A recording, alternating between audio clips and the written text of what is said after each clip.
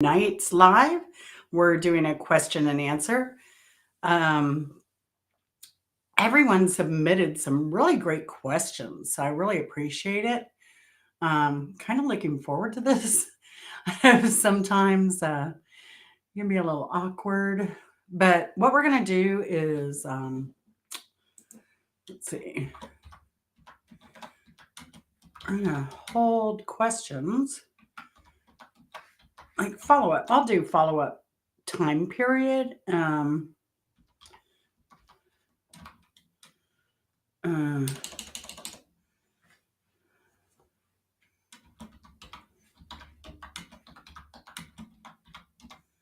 so I will post this, pin this. Hey, Angela, how's it going? And that, ugh, I'm so glad I ran across that pound cake recipe, the 1 bowl pound cake. I'm probably going to make that for St. Patty's Day.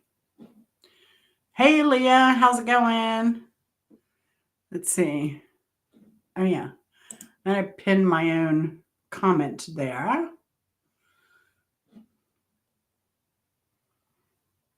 Hey, Rita, how's it going? I hope everybody's had a good weekend. Leah, have you managed to be off this weekend? Are you off on weekends? I don't know. Yeah, yeah. Man, if y'all like ooey gooey cakes, Angela is the woman. She has a ooey gooey cake with every flavor you could imagine. She even does a coconut ooey gooey. She's amazing. She is a baker. I'm not at all. But she also does some great vegetarian dishes if you like that. And I do. So, you know, Angela and I get along very, very well. Hey, Hunter, how's it going? ah, so, thanks. I'm so over it. I got a haircut in December in Florida, and it's probably going to be one of the pet peeves I kind of talk about later. Hey, Mark, how's it going? Bimbo's going to be around a little bit later. I just got off the phone with her. Um, but I need it cut, and I don't know what to do. I'm like, do I let it keep growing and then get a long kind of cut, or do I start looking into spring and outside work and getting it a little shorter? I don't know. I just go, it's hair. I'm not picky. I just don't like a lot of fuss and mess. I like wash and go, which is normally what I do, but it's looking a little rough. So, yeah. So, I might go ahead and get started. Let's figure out. Okay, so all of this is Leah, Miss Sugar Britch's fault. So, it's kind of mine too. Thanks, Leah. But I posted this photo of me on X, and I was about 14 there, maybe. And I'd heard from a long lost cousin who apparently had this photo. And I don't have many photos of myself from my childhood. So you can see I was curling my hair then too, a lot. And growing up in Florida, it was a lot of hair curling as a teenager to stay fashionable. Oh my gosh. Thought I'd show you if I can. I have a few other pictures. Here's me as a cheerleader. Woohoo! That's from when I lived in Scranton. I was never so glad to leave a city. Look how little I was. And I could not stand Scranton. I hated the cold. Still do. I do not like the cold at all. Let's see where I got my love of flowers from at a young age. So this was a special gift. My dad, he had a bunch of he had a bunch of slides that my grandfather took. These were all slides, and my dad had them converted. That was me doing Charlie Chaplin. My grandfather took all these, and this was the thing we would do. We'd have dinner. This was 1975. And it says on there, because this was my grandfather wrote this, 775. Charlie, where are the other two toes? I don't know what that was about. But we would have dinner, and then my grandfather and I would retire to the living room where my grandmother would clean up by herself. Bless her heart. I feel so bad about that now. And she would clean up by herself. And then my grandfather and I would go into the living room, and he would put on opera or classical music, or he had a clown, like circus music. And or he would put on musicals, Broadway musicals, and I would act out the parts and dress up and find clothes and do a little plays for them and stuff. I was a crazy kid. I really flourished hanging out with my dad's parents. Loved being with them and have a lot of great memories. My grandmother was a big influence on me. Big influence. So, hey, Addie, how's it going, girl? So, anyway, we shall get. All right, the captain's here. Welcome, Captain. That's my husband, Angela. So, they call him the captain around here. I don't know how he got that title, but that bumped Mark Kropka's pirate radio and moved him from captain to admiral.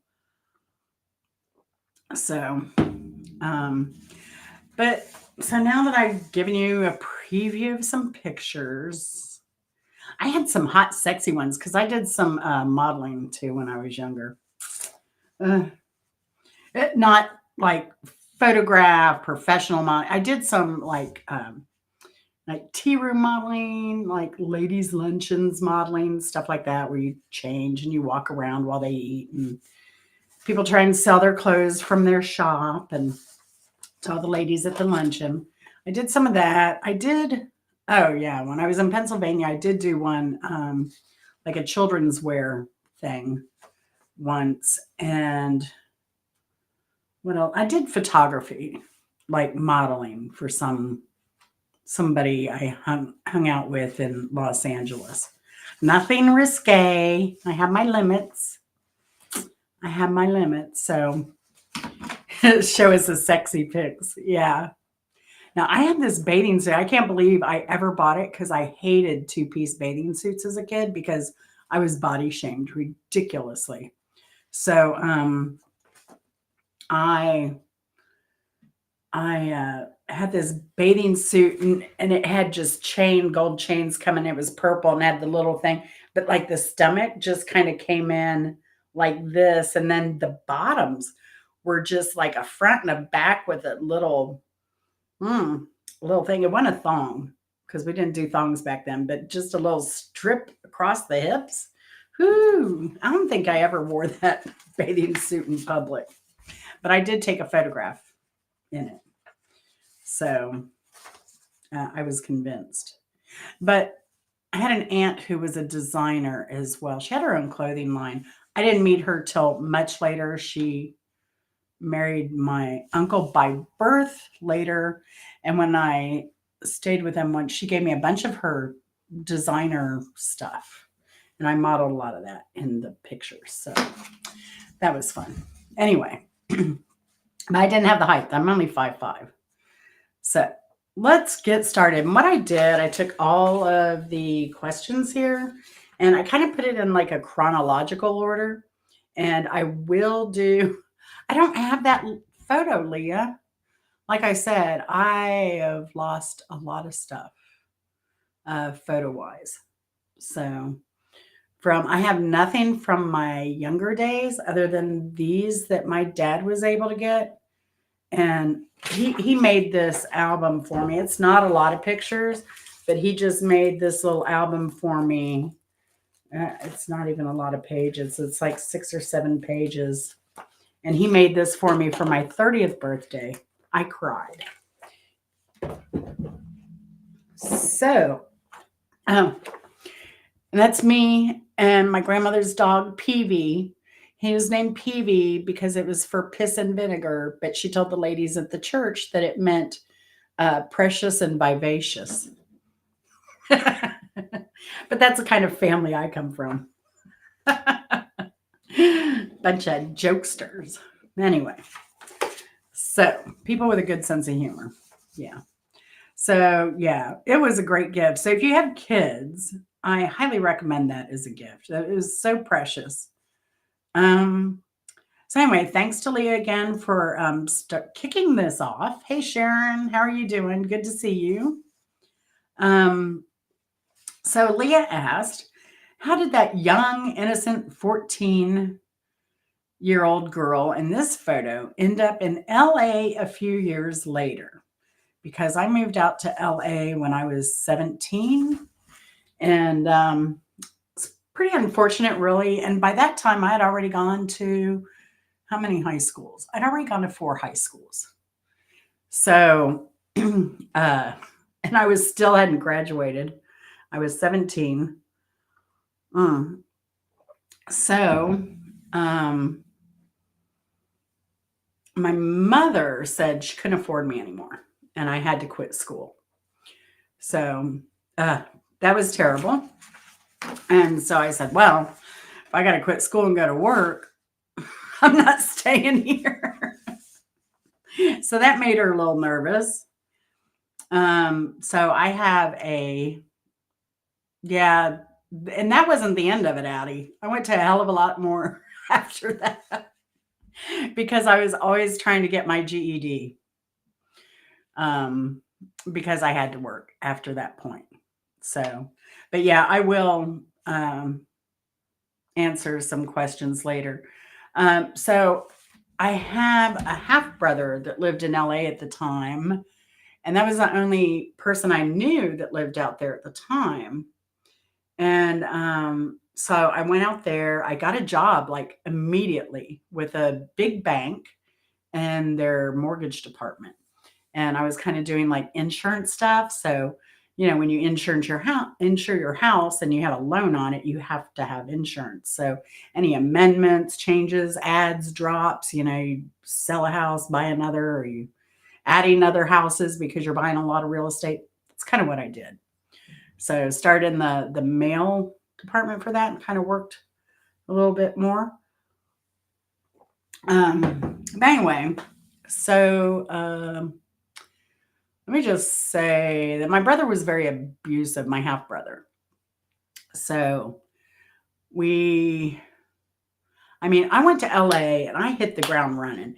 And in LA at that time, thank goodness, they had a requirement that if you were under the age of 18 and you wanted to work full time, then you had to be enrolled in school, whether it be day, night, whatever. So I was enrolled in school. I went to North Hollywood High School at night after work. So I'd work full time, go to school. That was my life for many years, actually, when I could go to school and when I had the energy. So, um, anyway, so I ended up out there and things didn't work out with my brother relationship wise. And luckily, um, luckily I had it was my dad's uncle. So, and he was kind of, he was kind of a rebel as well because he had divorced his wife, like way, like even before the 70s. He divorced his wife and, then eventually dated somebody else. And that's not anything the men did on that side of the family. So I don't know. It was a it was a hard relationship. And then we later found out doing DNA that hey Faye, that and Bimbo, that my dad's grandfather had also left his wife and kids and had a whole new family that my dad never even knew about. So I think that was probably hidden in the family. You know how it goes. So you find all kinds of things with DNA. So I think that's why it was a sore spot on my dad's side of the family with him leaving. And then my dad left my mom, so he was in this he was in this shit house as well, which is probably why I never had contact with my cousins. And this is one of the rare occasions was getting this photo. I don't even know how she tracked me down. I think her dad had my number at one time. So anyway, so that's how I ended up in Los Angeles. And then yeah, I worked at another job too. I worked at Sam's U Drive, and that was renting major, like kind of like the rental equipment for construction, but we also rented out trucks and like giant cement mixers and small cement mixers, like any kind of construction equipment, stake trucks, anything you could think of, we'd rented it. That's where I met Max Bear from Jethro from the Beverly Hillbillies. He was working on his cement pond, is what he told me. So, what was it like living in LA?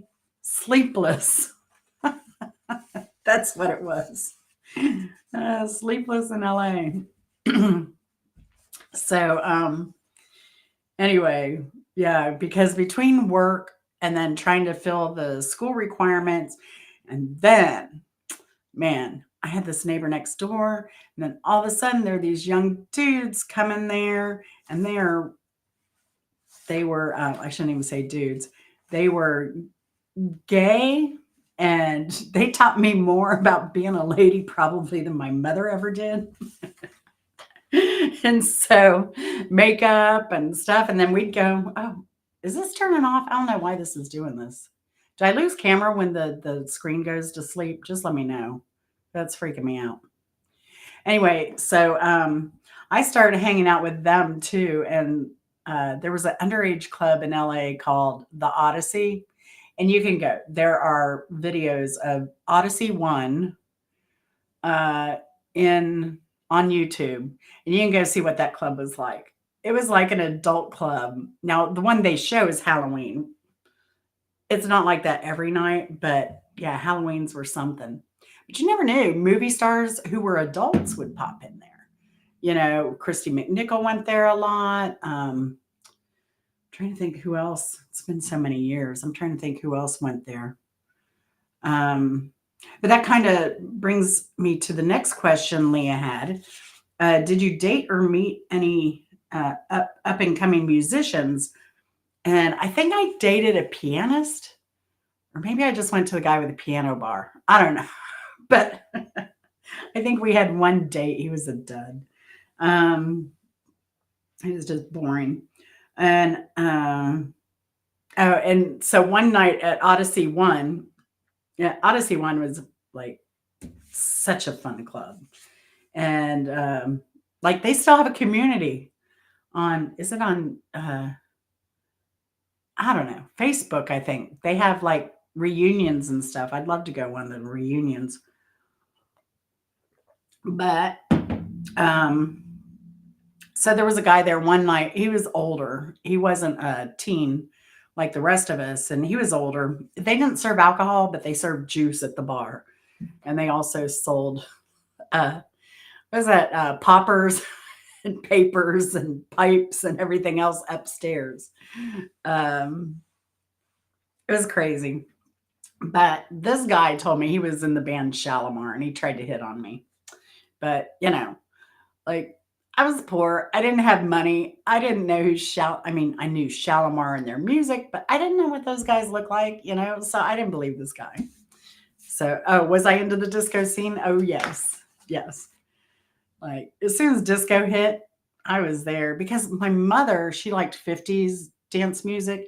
And this is true. My dad, I asked him, I was like, why did you ever marry my mother? And he said she was a good dancer.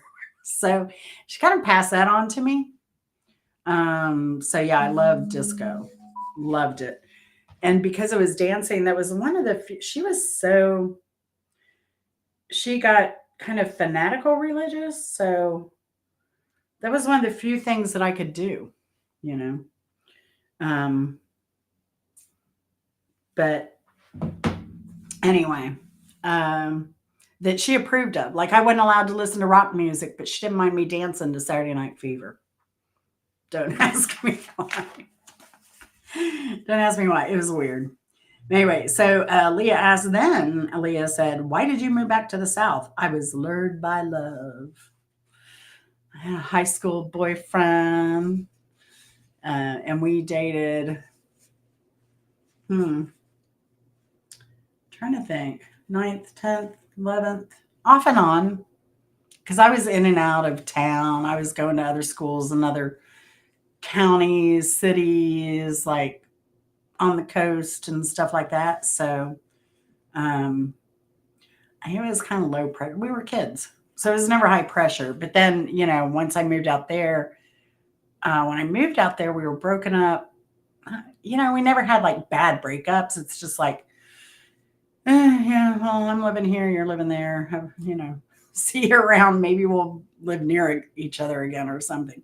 But when he found out that I was living in LA, he was like, "Yeah, you need to come back." So he and my dad paid for my trip back to Florida, which I appreciate. Um, Marcia asked, "Did you ever hitchhike when you were younger?" Once, and only once, because I was enrolled in a, you know, I think they still do them. If there's a high need for some kind of uh, high need for a trade, you can get training through the Department of Labor, and they'll pay you for the training time. So I was lucky that I got into that program, and that was at a college, but the college was pretty far south of where I lived. But when I signed up and found out I was able to go, one of the guys in line was also going to go to the class. He said, "Well, where do you live?" I told him. He said, "Hey, I go by there. I'll pick you up every day for class." I was like, "Cool." He got sick one day. And the thing was with this class, because they paid you to go to training, and this was for electronics. So, um, because I lived in the Space Coast at that time. So I was hoping to get a job with one of the contractors, I don't know, doing something for NASA. And circuit boards were really big then. I mean, I didn't care if I could get a soldering job, I would have taken that. So, but if you did not show up for class, they could kick you out. So when the guy didn't show up because he was sick, then um, I had to get there. And my only choice, my dad was in a meeting, he couldn't take me. So I had no choice but to hitchhike. And I didn't think I would get out of the vehicle. And I was very lucky. He had a stoplight and I was out of there. Luckily, it wasn't an auto lock vehicle, but it was a big white van. I will say that.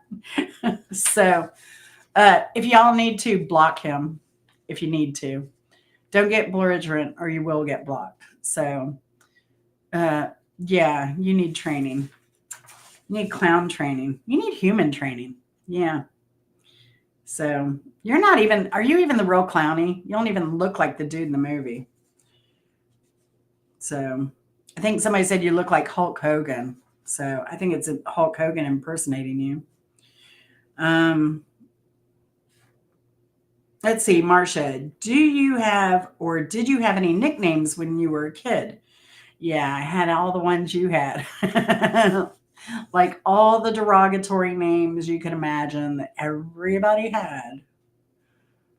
I had, but I was also fat. I was fat in elementary school. So add that onto there. I got all of that too.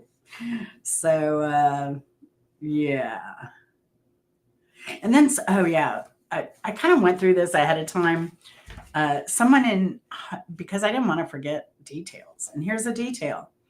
I kind of went to a middle school reunion back in Florida, as weird as it sounds. Like somebody was like, "Oh, yeah, we're having a bunch of people over the house. If you're in town, stop by." So, totally embarrassed one girl because she wrote big nose over my picture in the yearbook. So, no, I was anorexic, Leah.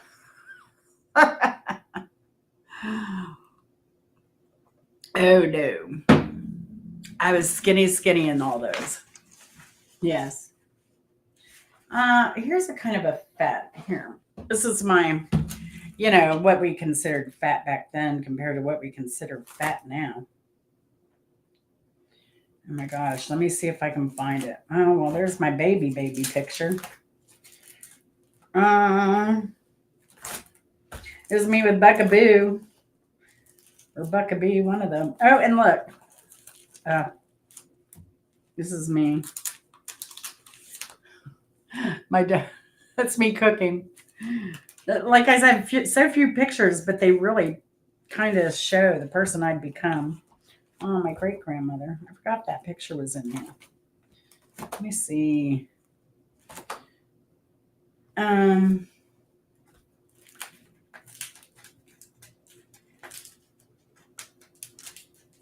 you can see in this picture, I kind of got a little fat. A little fat here. And that one, a little chubby. For the time. Like they didn't make, and then that I got called fat too all the time. So standards have changed. Standards have changed a bit. So anyway, so there. I'll take care of that. Clear that up. So moving on. A Simple Life asked, how did you and Chris meet? We met on AOL, believe it or not. Atlanta had a very active chat room, and we would go out to places. We'd want to meet at a bar in Buckhead or something like that. And I would call the bar and say, hey, we're talking on AOL about coming to your bar. We're doing a lot of free advertising for you. And we're going to be talking about your club before we go and after we go. Like, can you do anything for us? And sometimes I'd get a bottle of champagne. Sometimes I'd get a keg of beer. Sometimes I would get free admission for everybody. So, am I going to have to hide you?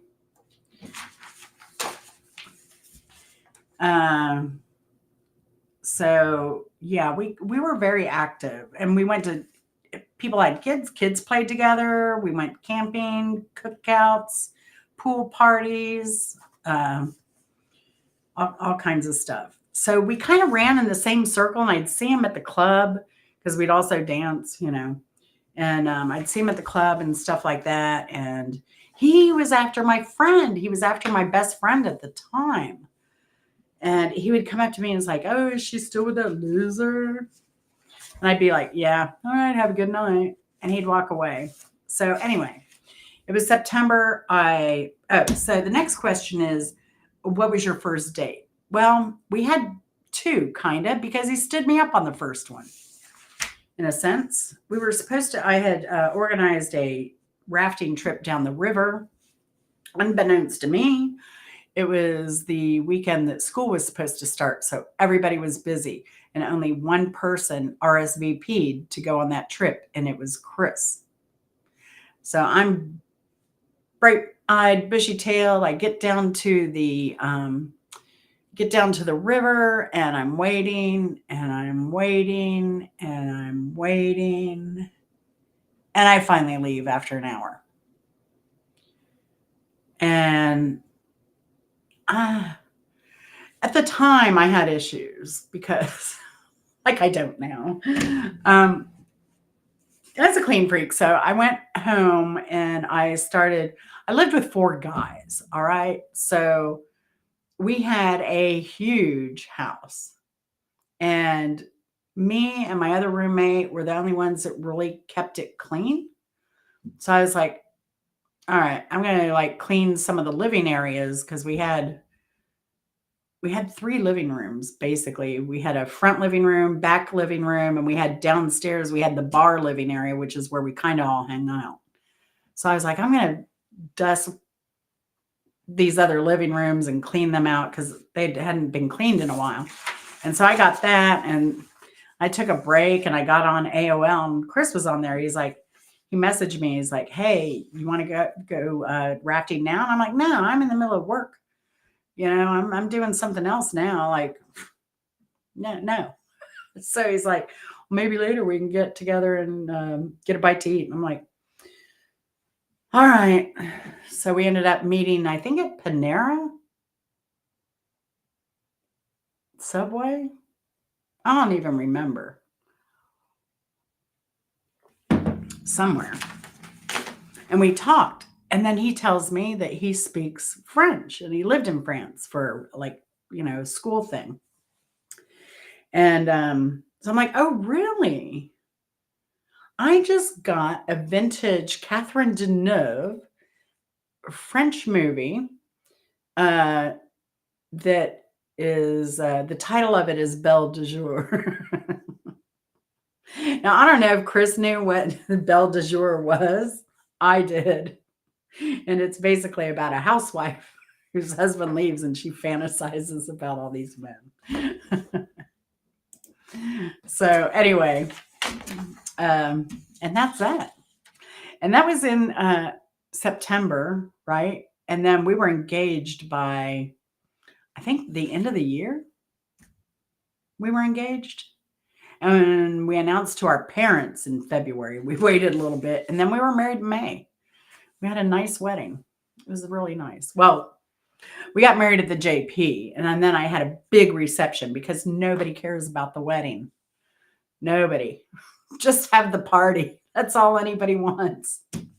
And that's what we did. We had a good time. Even the security guard was like, "This is the best party ever."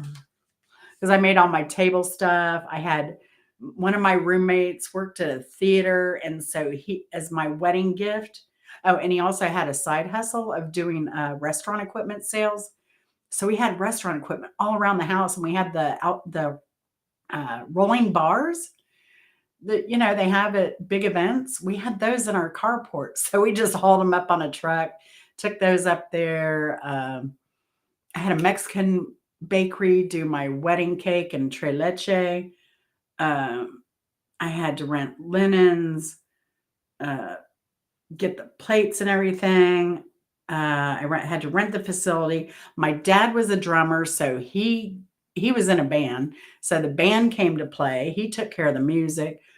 I had hors d'oeuvres served before everything else. And so, like, cocktail hour. So the guys served everybody wine and beer and, helped serve hors d'oeuvres before dinner and stuff like that. And then we all had a great time. That cost me $5,000. It was like a cheap, but such a fun wedding. And everybody came. It was on the Chattahoochee, and our theme was Midnight in the Garden of Good and Evil. And yeah, it was a great time. Yeah, right, Coach. Trelechi is the best. It's about the only cake I really, really like because the light cream icing on it. And I had my biggest layer was peach, and I had strawberry, and the top was kiwi. And the only thing that was left at the end of the night with 100 people, 125, somewhere in there, was the top layer. Everybody ate the cake up. It was so darn good. Let's see. So that is that answer. So Chris stood me up the first date. There you go. That's okay, Bum Bun. I still love you. Leah asked, "How did you and Mark meet each other?" Through Bimbo, really. I think she picked him up on one of her trips to Canada to see the Winnipeg Jets play or something. I'm not certain. I'm not for sure. Y'all can confirm you're here. Simple Life asked, "Do you have any pet peeves?" And I want you to define pet peeves of Simple Life. Is she even here? Maybe she'll look at this later. But I'm like, what pet peeves? You clean top to bottom. Food handling is a big pet peeve of mine. Like, I don't like meats near my fresh vegetables ever. Um, Stuff like that. But I did run into a bit. We have been married 25 years. It'll be 26 in May. Um, Pet peeves. So this is what gets me. I have a problem with people putting standards on people, like high standards. You know what? I told Bimbo I really want to do a video about this, and I may still do it, but it would be more fun with two people rather than me playing the same part, which I can do. But you know those stupid YouTube videos with the clear containers and everybody takes their groceries out of the stuff you buy them in, and they do all this stuff and they put them in those clear, probably not food safe containers. That drives me nuts. Like, not, people don't have time for that. Like, we are all too busy. Like, don't put that kind of pressure on other women to have these high standards when, just getting through life day to day can be difficult. I tried to get Bimbo to do that with me, but when she was here, but like do a thing. Oh, I'm just so depressed. I feel so unfulfilled in life. Oh, well, did you ever think about putting your food in clear containers? Really? Oh, and then today I kind of get a little peeved because I ran across this video. It's like how to dance in your 60s and 70s without embarrassing yourself. What? What? It's like, and this is right after I had seen on Instagram, there's this old couple, and they're basically just stepping back and forth like this, and they're dancing, and they are viral. Like, they are getting so many views. And I mean, it's like, why?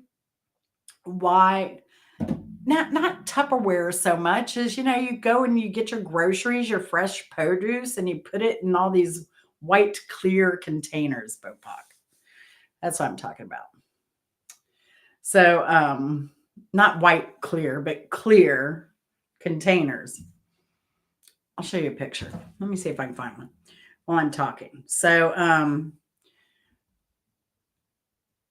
I got kind of peeved at that video because I'm like, who cares how you dance? Like, YOLO. You should dance like no one's watching. And you might actually go viral. I think you should just have fun in life without all these crazy pressures. Like, why are you talking about embarrassing someone? You're dancing, you're having fun. Who cares? Like, if you dance goofy, you dance goofy. And that's all the more fun. Right? Have you ever been to a wedding and the craziest dancer is the one that keeps a smile on your face? That's the way it should be. Just don't upstage the bride or the groom or the father-daughter dance or the groom and mother dance and all that stuff. After that, cut loose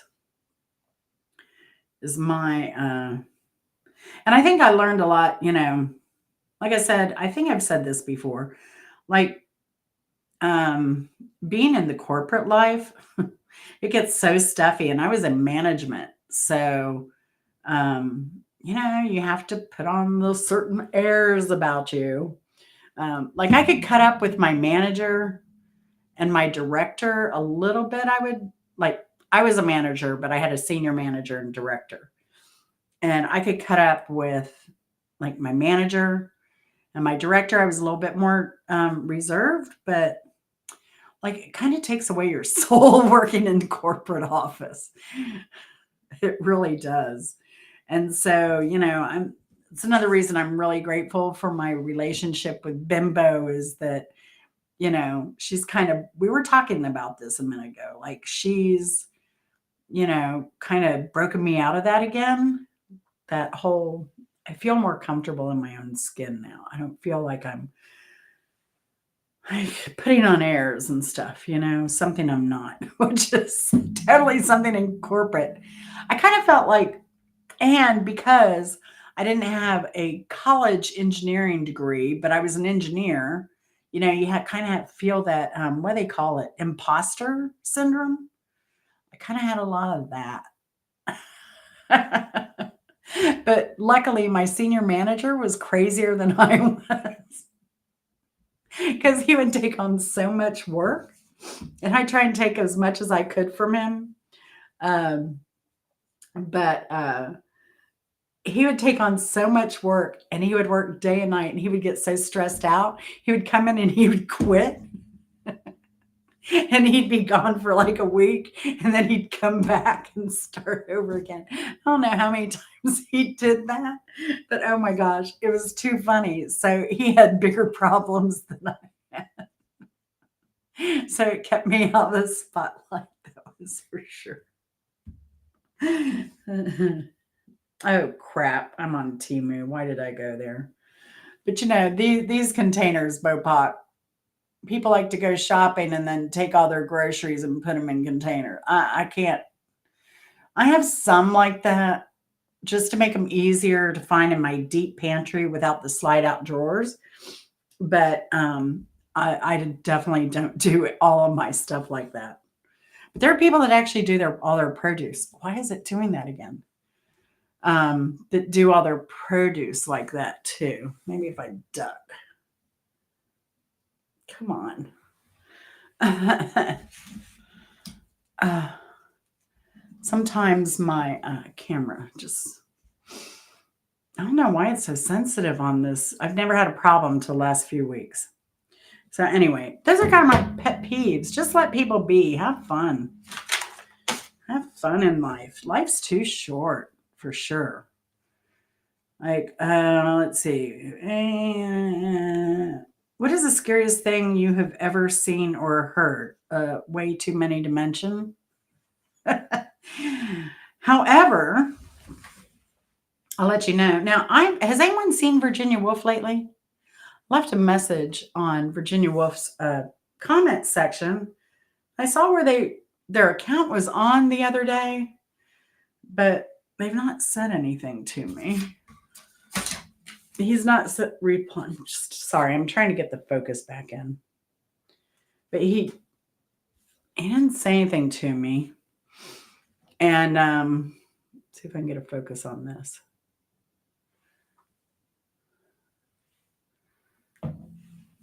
But I haven't seen him in a while.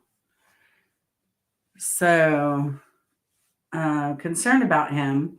But Virginia Woolf is supposed to be writing a song about a serial killer that came to my house when Chris was out of town on vacation at night.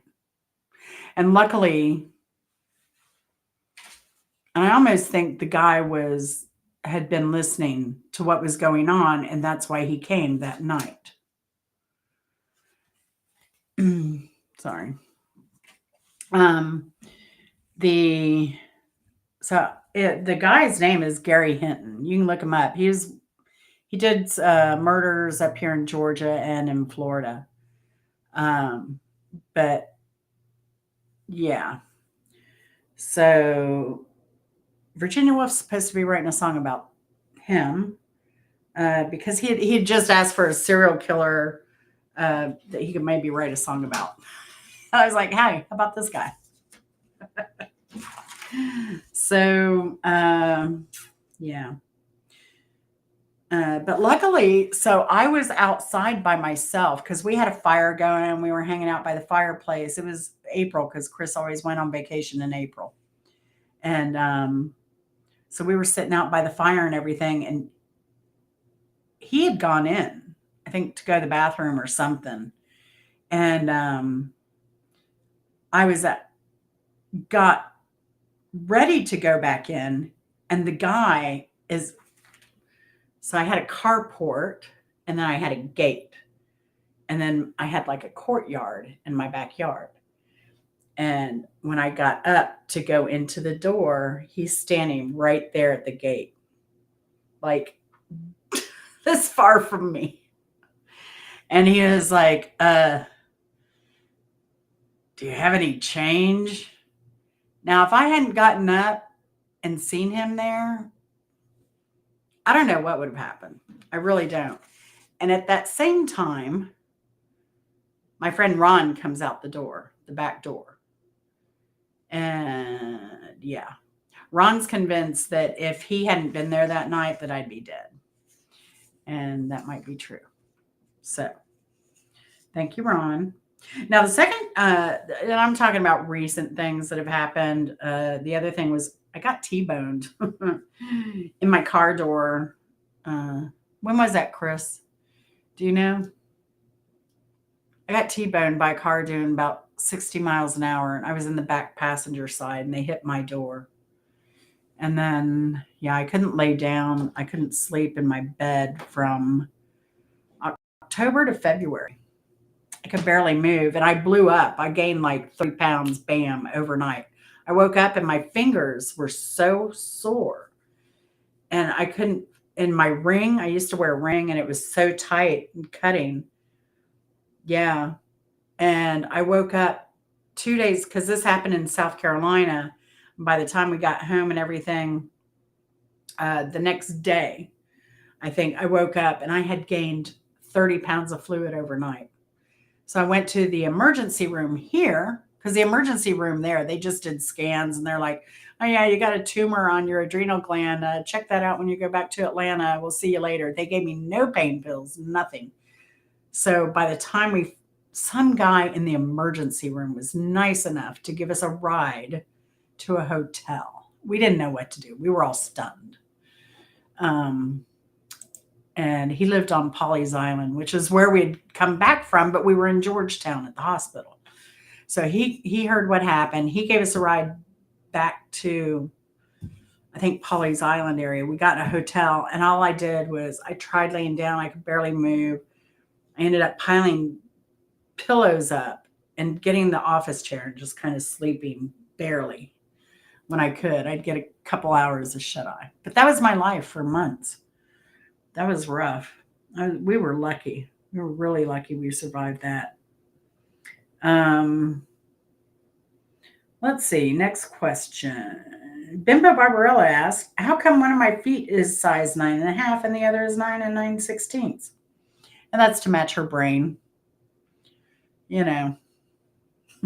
So, and Rita asked, how did I meet Bimbo?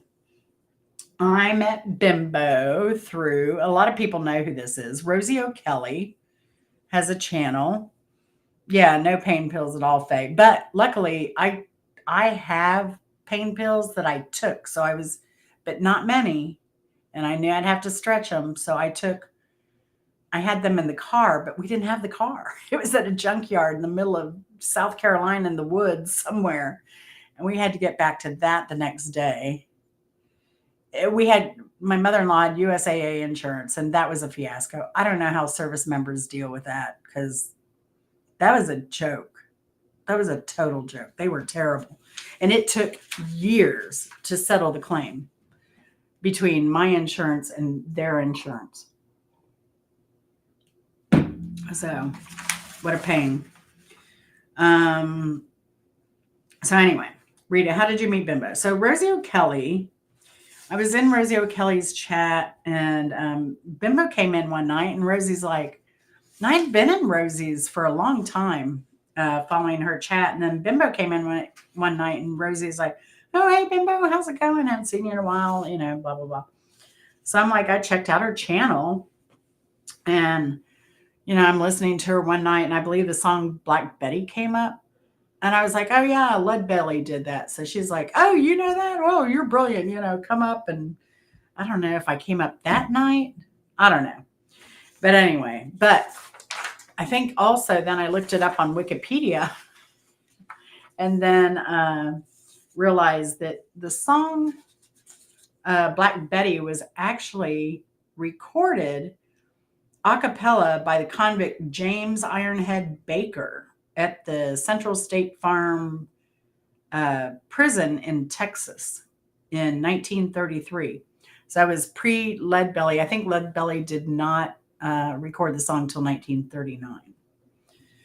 So, and it's actually in the archives. John and Alan Lomax, I think they're all in the National Archives. So you can go and check out old music that was recorded. They have slave stories there. They have all kinds of stuff in the National Archives. I love the recording stuff there. Angela Critters asked, what brought you to YouTube? Well, we ditched our TV in 2008, 15 years and counting. So we played Scrabble for probably a good part of a year, quite a bit. And then I don't know. I think I started discovering things. I kind of used it more of a learning type thing. I didn't know there were all these social aspects to YouTube at the time.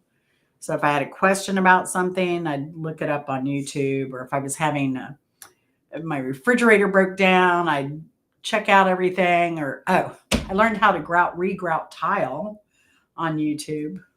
So I regrouted a bathroom. That was fun.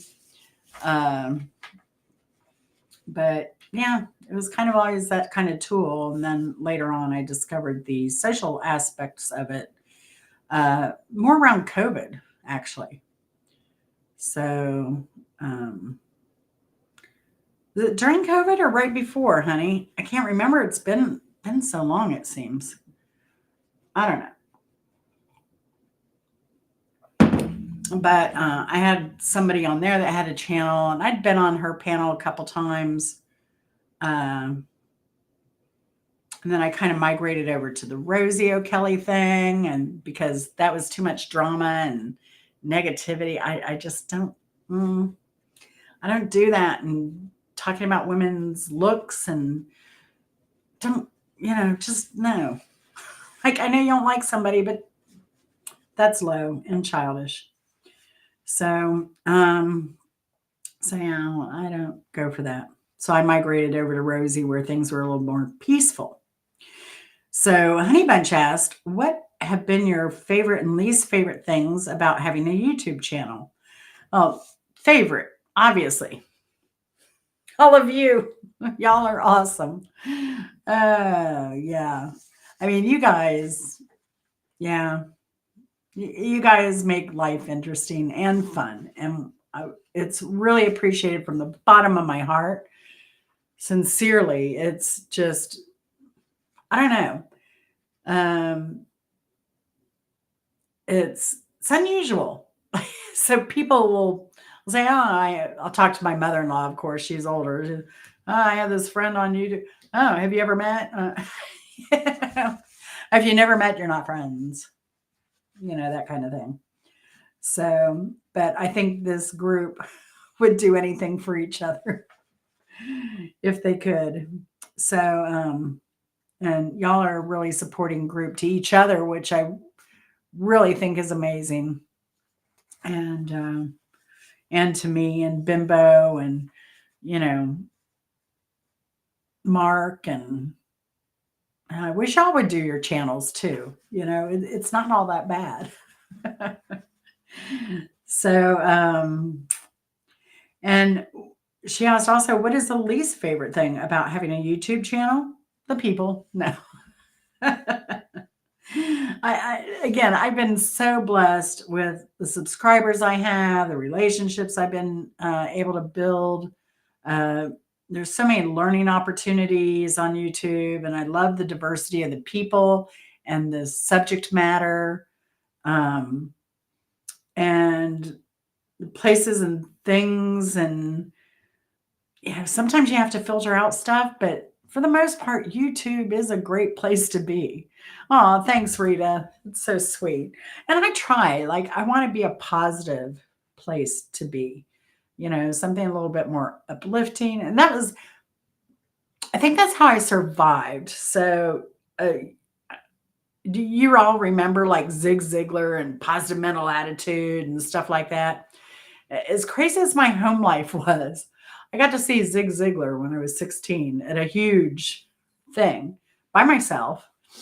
I got tickets I got a ticket somehow. I think my mom dropped me off there, but I kind of got involved in a lot of that stuff. And so, being positive and having a positive mental attitude really, I think, saved my life. so many times. So, uh, and I think in my head, I always thought, wow, I'm poor, I come from a single parent household, um, and high school dropout, that was the worst. I was like, oh my God, I got to drop out of high school. Like that was the worst for me. Um, and then, because I was like, I don't want to live like this my entire life. I want to have some stability. I want to have a house. I want to have, you know, I want to have a place to live. I want to have a place, like a secure place to live would be nice. And so, um, just having those influences was a huge thing. And if you've never seen Zig Ziglar, there are videos out there of Zig Ziglar. Also, Leo Biscaglia, he wrote a book called Love.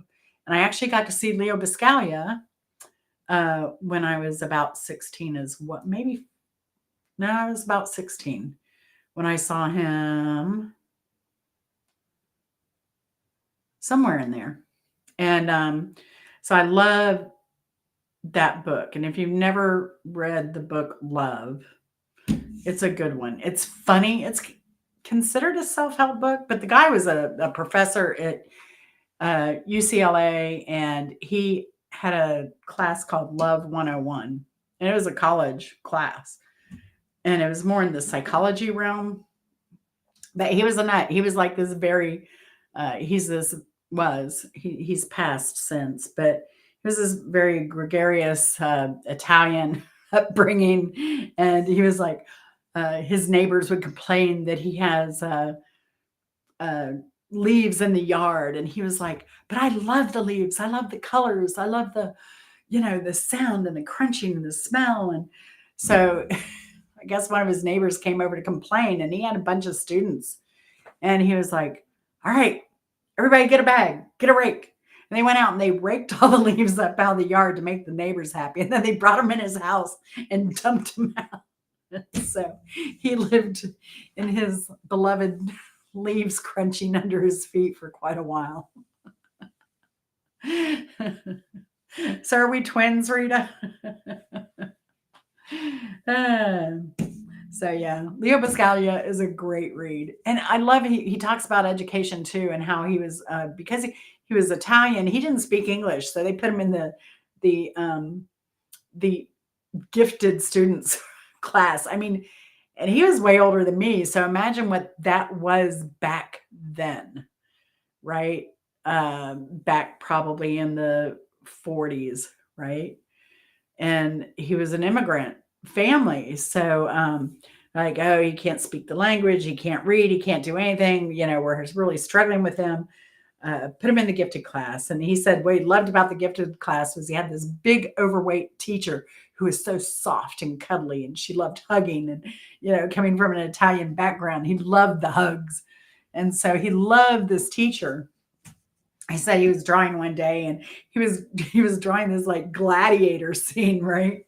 He has the horses and the chariots and all this stuff going on, and the whole outfits and everything. And here he's in kindergarten or first grade, somewhere, early education. And he was like, the teacher's like, oh, he's brilliant. Like he's like, I could sing an aria from an opera. I just couldn't sing it in English. Anyway, fascinating book. And it kind of lightens the heart a lot. I think it makes you look at life in a different way, I think. So things that really helped me. And they're I think for certain there've got to be Leo Biscaglia lectures out there.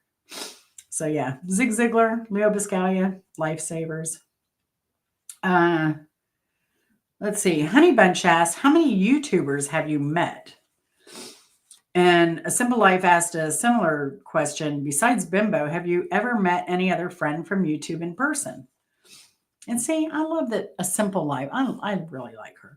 I like that she says, have you ever met any other friend from YouTube in person? She gets it. We all do have friends. You don't have to meet in real life. We talk every day on the phone. But, when you're not around, I do miss y'all. Faye, especially. I hope you're feeling better, Faye. So how many people have I met? I met Bimbo, Cat Daddy, and Zagna, Suzanne, that's on Bimbo's channel from time to time, if you want to consider her and Cat Daddy a YouTuber. There's a band in Atlanta called the Shady Lurkers. I've met the keyboardist Azul from that band. They're really good, and he has a Hammond B3 organ. So they have a few songs on YouTube. So glad to hear it, Faye. You had me worried. So check out the Shady Lurkers if you like that kind of Hammond B3 kind of early 60s kind of sound. I met the Good Time Charlies, and the Good Time Charlies is a father-daughter YouTube channel. And they don't post much, but where I met him was at the Ted Vernon South Beach classic car. I have a whole video on that. And that was just a chance meeting. Like I was driving down the road to go from where were we going? I can't remember if we were leaving Bimbo's, going back to Bimbo's. We were cutting across the state. I know that much. And we were in Winter Haven, and I did the Spook Hill video because I've been wanting to take Chris by Spook Hill forever, and finally did that. And then we were leaving to our next destination, going down the street, and I see all these vintage cars at a car lot, a huge car lot. So I stopped, and then I started talking to this guy, Good Time Charlie. And what I love about Good Time Charlie's is I guess he's a car kind of like mechanic or whatever over there. And so, and he does sales, and he does a little bit of whatever I guess Ted needs. But I love his channel because it's him and his daughter doing car stuff. It reminds me of me and my dad. Like she'll be out there helping to work on the car, and she'll be, what is she? She looks like she's maybe 12, 13-ish. But yeah, I think his last video, they skipped school to go to some drag race or something over at Orlando Speedway in Bithlo. So, but I think they're just adorable. They're cute. And I love that relationship. And then I met Bohemian Garden. I think he's also under Bohemian Garden 565. I think some of you may have seen the video there. When I was in Jacksonville looking for Clowny, and then of course I did meet Clowny, and he regrets it. That's why he harasses me.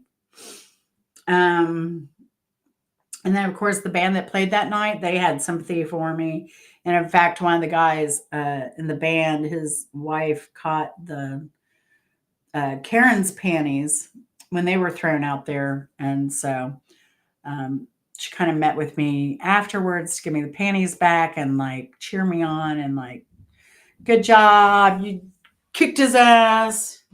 Jacksonville's tired of his antics, all that stuff. So, in fact, she's the one who told me that Clowny got kicked out of the Florida Man. When they have like Florida Man Day, it's kind of like here they had the Redneck Games. So I guess they have the Florida Man. Oh, it's Florida Man Games in St. Augustine. And she told me that Clowny got kicked out of the Florida Man Games. He tried to enter, but they had a cornhole contest, and he came with corn cobs. And I'm just going to stop there. If you saw the Judge Steve Harvey video, you'll know. You'll know exactly why. Can somebody drop that link? Well, I can. Let me see.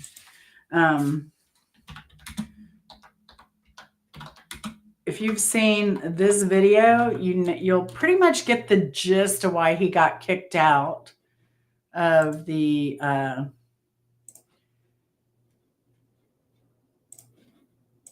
Florida Man contest when he did not understand what cornholing was.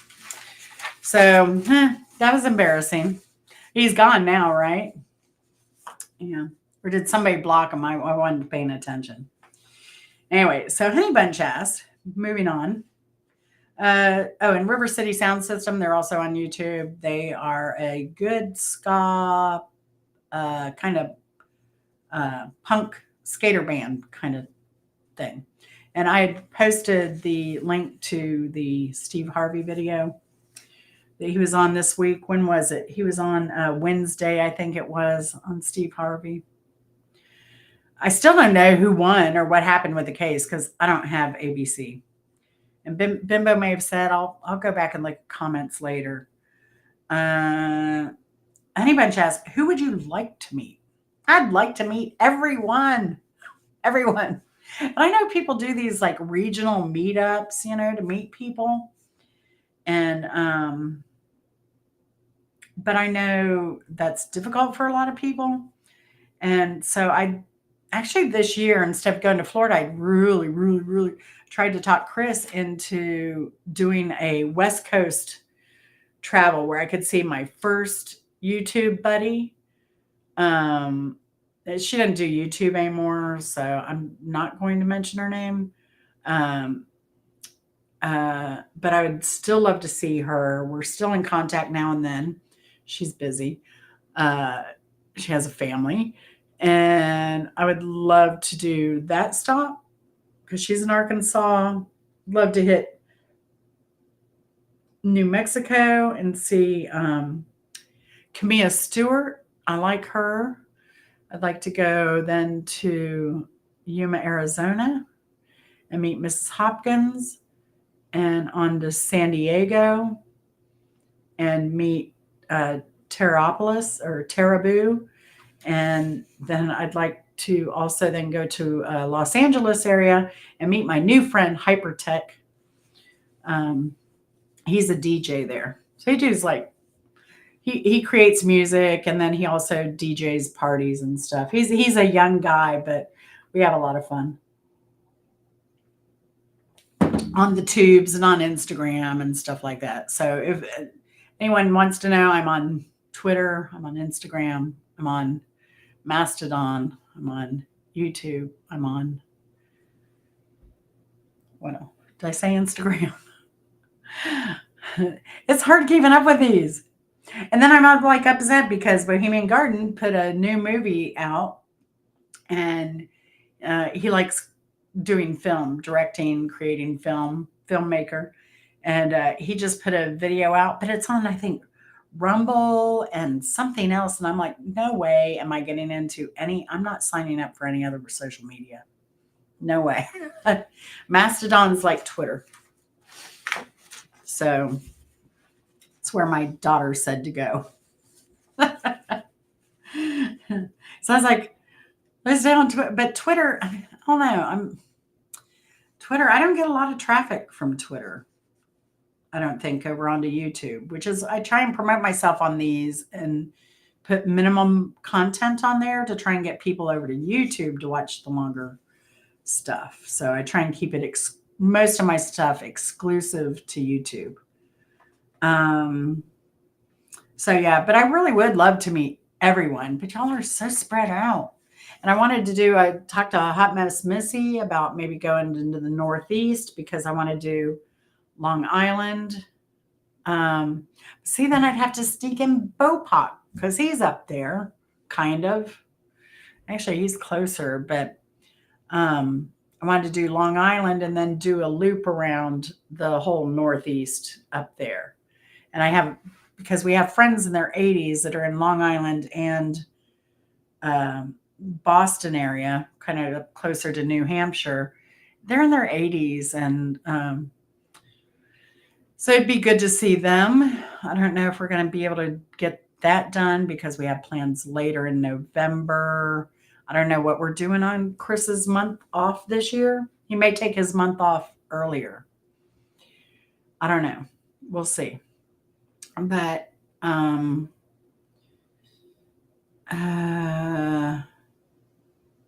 yeah, I want to do that. And Rita, I think we've tried to hook up before, but it just wasn't in the cards for us. And then this time, Chris did talk me to go into Florida instead of doing the West Coast trip because, again, we have friends that are in their 80s in Florida. And yeah, so it's important to see them. But, and I'm thinking though, if we go up to the Northeast, we may just have time to visit, the two friends and not do a long travel thing like I'd like to. So, yeah, right, Bopak? I keep hoping she'll come down here when things get settled because I know her dream is to travel again. And I think the probate stuff is over. She's good there. Um, yeah, Faye. I've been to Wisconsin. I've actually been to Racine. I know a lot of people are up in Michigan too. And Chris has always wanted to go to Detroit, but he wants to go up there and go in those abandoned buildings. That's what he wants to do. He wants to trespass. But he would not do that. I would trespass before Chris would trespass.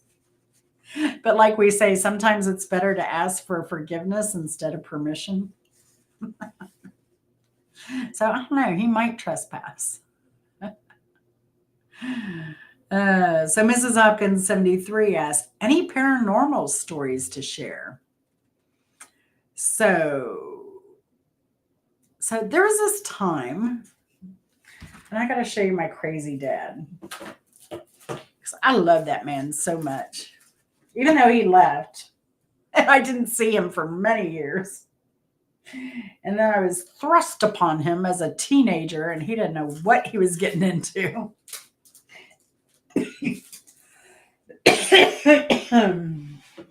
We were like, bosom buddies. We were really close, but he used to get on to me about the way I dressed. And look at my dad here. Look at him. Look at him with his Ray-Bans and his skinny belt. This was in Homestead when he was in the military. He looked so cool. He was a handsome guy. He is a super handsome guy.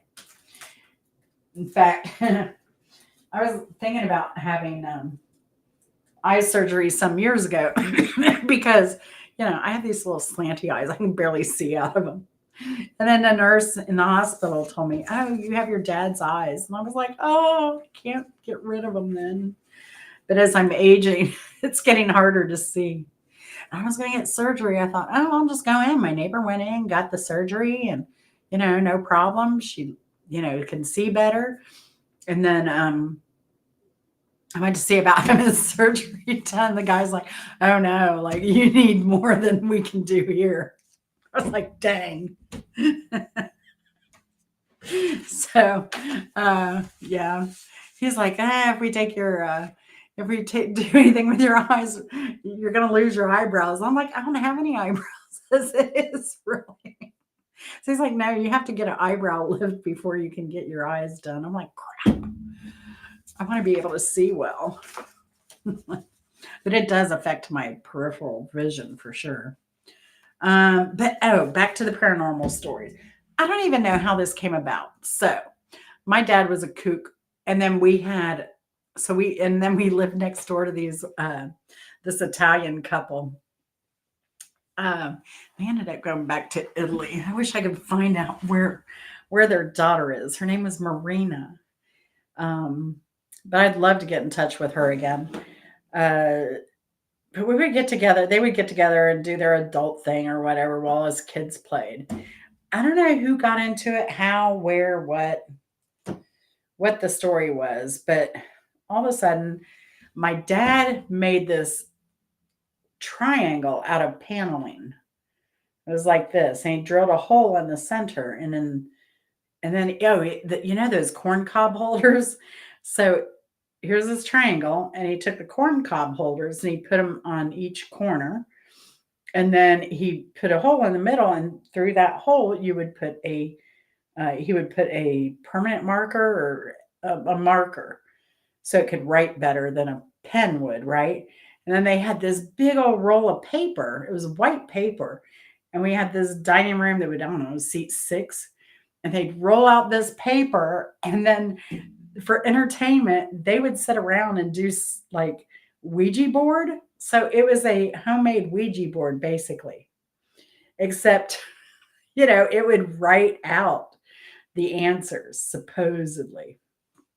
So, anyway, and then, so I think someone asked, because it's Florida, somebody was stupid enough to ask, is there any buried treasure here? So, supposedly, it said, yeah, the house next door, buried treasure in the hallway. True story. So they tore they like, I guess, took directions from this thing, and they went and they dug up the dang middle of the hallway to the bedrooms. Like, it was a pit, and they never did find that buried treasure. And they just covered it up with concrete, not left it. And that was a hardwood floor house, but there was always this patch with the where they had dug out the center. I don't know if that ever got covered because we ended up buying the house. And I think we just left it there. And then, oh, yeah, yeah, it was crazy. Anyway, that's my paranormal story. And that's why I'm not like so much interested in it. Like, it can ruin people's lives. Oh, and then I know my mother-in-law wanted to get me that guy Reginald. I guess he's done some TV stuff, and he's speaks to the dead. What do they call those people? Anyway, she wanted me. She said, "I'll pay for you to have a session with Reginald to, you know, talk to your dad." I was like, "Nah." I was like, "What a waste of money." I was like, "No, I appreciate it though." And then just the other day, she brought him up again because she's like, "Oh, every now and then for funsies, I'll call Reginald." And she said, "And every time he talks about you having two kids." And I'm like, every time I have to say, nope, no kids. So I don't know what Reginald, do they call them mediums?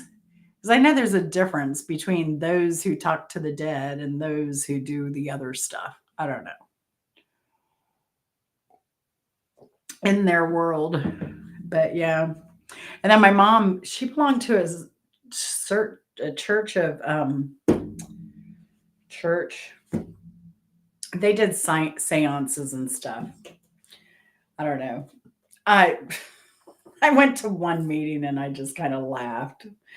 And I dated one of the guys from there for a while. But he was from France. He went back to France, I think. I don't know. It was just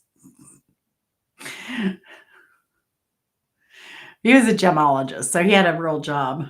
I was still young. I think I was still waitressing or doing. No, I was working at the acupuncture center there because when I was a kid, I worked at an acupuncture center. That was like one of my first legitimate jobs, like filing insurance, taking in patients, and then I got to where, like, I think I was 15. I started pulling needles out of patients, sterilizing them, all that stuff. So, yeah, thank you, Captain. Thank you, Captain. So I think psychics are the ones that just talk to you about your own personal stuff, but mediums are the one that connect you to the dead. There is a difference in their world. Anyway, so that's that. And I think I want everybody to answer this question from um, Simple Life. So get ready to type. Yeah, right? Don't give them your money. That's what I say. Right? Right? I agree. I agree. And my mom, I remember my mom getting mad because she took me when she got into that stuff. Again, I think it was a birthday thing or something. And she took me to a psychic, and her mom was alive at the time. Yeah, her mom was alive at the time. And we did this stupid reading. Whatever. Sorry if I offend anyone with that. But the woman said, "Oh, and your mother's going to die," to my mother. And I'm thinking, of course she's going to die, right? She's older than my mom. I think she's old. Like, she's my grandmother. Of course she's going to die. And my mother left that place and she went on a rampage. She is not a true psychic. They're never supposed to talk about death and destruction and evil. This is terrible. I can't believe I wasted. It was so freaking funny. I'm thinking, oh God, what'd you expect? So anyway, but let's go on. A simple life. We can all answer this one. She says, "What would you rather choose? Start life over at day one or receive $2 million today?" And I don't know if starting life over at day one with the knowledge you have now is part of that. I was hoping she'd be here. Um, but regardless, I think I would just take the $2 million. So, I mean, yeah, I had a hard scrapple life. It was a little difficult when I was younger, but I came into my own, found my place, got a career going that was really good. I'm very fortunate, very blessed. It's like, I think some of it is skill, a lot of it's work ethic, uh, loving learning. I love learning. And in my career, when I didn't know anything, I would never act like I knew. I was never afraid to say, I don't know that. So I always went to the best and the brightest and I said, please explain this to me. Because I would take home tech manuals sometime and I'd be like, why do I need to know like all the software of a or the equipment in a cell phone area, like a tower, fence tower area, all the boxes. I don't need to know any of that. I don't need to know the software. I don't need to know the hardware. Don't need to know that. Not my job. I'm a network girl. So I don't think a sharp mind read it, just curious and not afraid to look stupid because, hey, I'm good at that anyway. I mean, so yeah, right. Bimbo stealing luggage again. So, yeah. So anyway, and not a sharp mind. I think I was average. I sucked at math until I got out of school and I found a really good book in algebra and I whizzed that thing. I was like, why did I struggle so hard? I think why I struggled so hard in school is um, just because of my home life situation. Like, it was so unstable. So, when I think of, and maybe that makes me the sensitive person that I am today, is like I realize what not having stability in your life can do to your education. So, I'm a big advocate in trying to get kids educated because I just think that is, the most important thing. Whether it's now or later, you just got to give them opportunities. And for me, luckily, my dad was like a feminist. So when I lived with him, he was hardcore. Like, you can do anything. Get out here and fix a car. Go take electronics. And he actually, this is so funny because I took drafting in high school.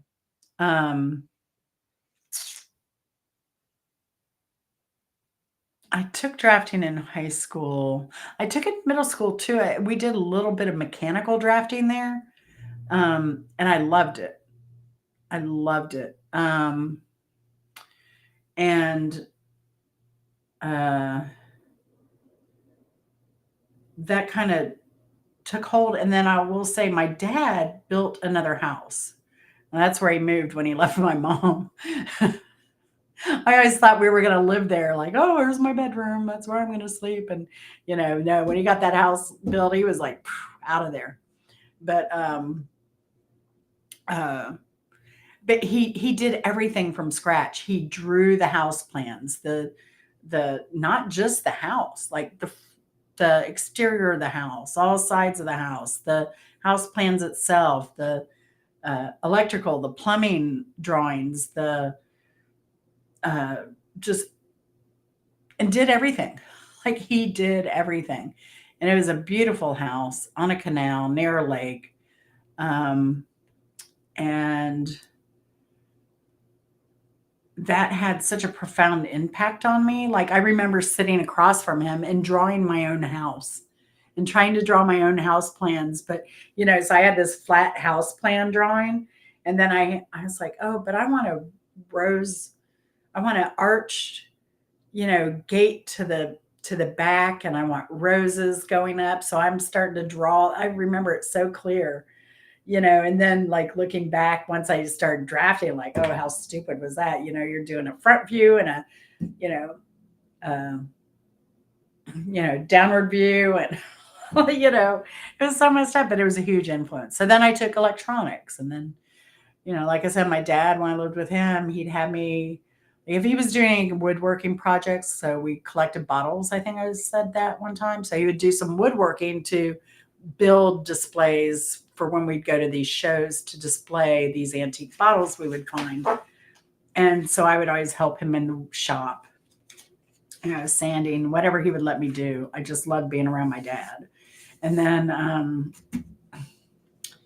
like I said, he made sure I could fix a car. And I embarrassed some guys one time. We were on the way to the beach. They said, oh, your starter, this car stalled. Oh, it's your starter. And then another guy's, oh, it's your alternator. And I'm like, it's the fuel filter.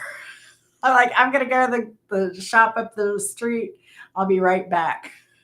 And I went and got my $2.50 fuel filter, climbed up under the hood of the truck, threw it in there. We were off to the beach. But that's when you could actually work on cars.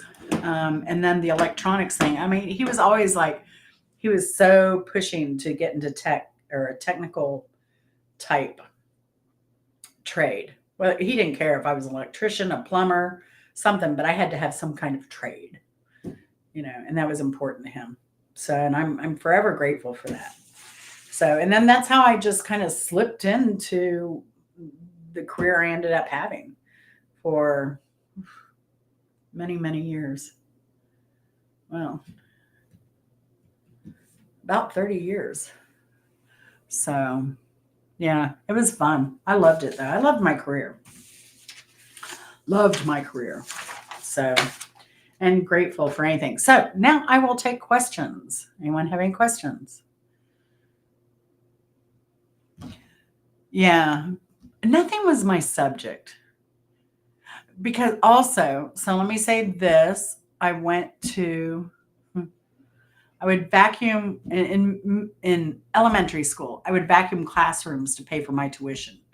So I went to a private school. I was able to. I got some subsidies from, like, people would donate money to support people who couldn't afford it fully, but I would also subsidize that by cleaning classrooms. Highly illegal. But this was a very kind of, it was a religious private school. So there was a little bit of oppression there on the female side. Like, women weren't celebrated like they should be. Men were doctors, women were nurses, that kind of thing. Men were presidents, CEOs, administrators, and women were secretaries. And that's something I never wanted to be. So I tried to do everything to not have the skills of a secretary. I didn't even take typing until it was required when I went to adult high school as part of my graduation, like requirements then. So, and then luckily I had been working, I had been typing, I knew how to type, but I freestyle type. And I can freestyle type at my fastest speed. I could speed type at 40 words a minute, which is impressive. But again, I did not want to be a secretary. So I passed that class. Luckily, they had all the letters on the key, and so I could continue doing my typing. Good night, Angela. Thanks for coming. Good seeing you. And everybody, check out Angela if you want good food to eat. She has some great stuff, and she has a beautiful property with deer. And she's a rescue. She's a dog rescuer. She's a dog lover, and she has some beautiful dogs and cat. Well, I think the cat's her kids. So, but if you ever need a good dessert recipe, go check her out. She did just did a. I saw she had a like a 1 bowl lemon. What was it, Angela? 1 bowl lemon pound cake, and you throw everything in the mixer, mix it up, put it in your pan. It's amazing. So,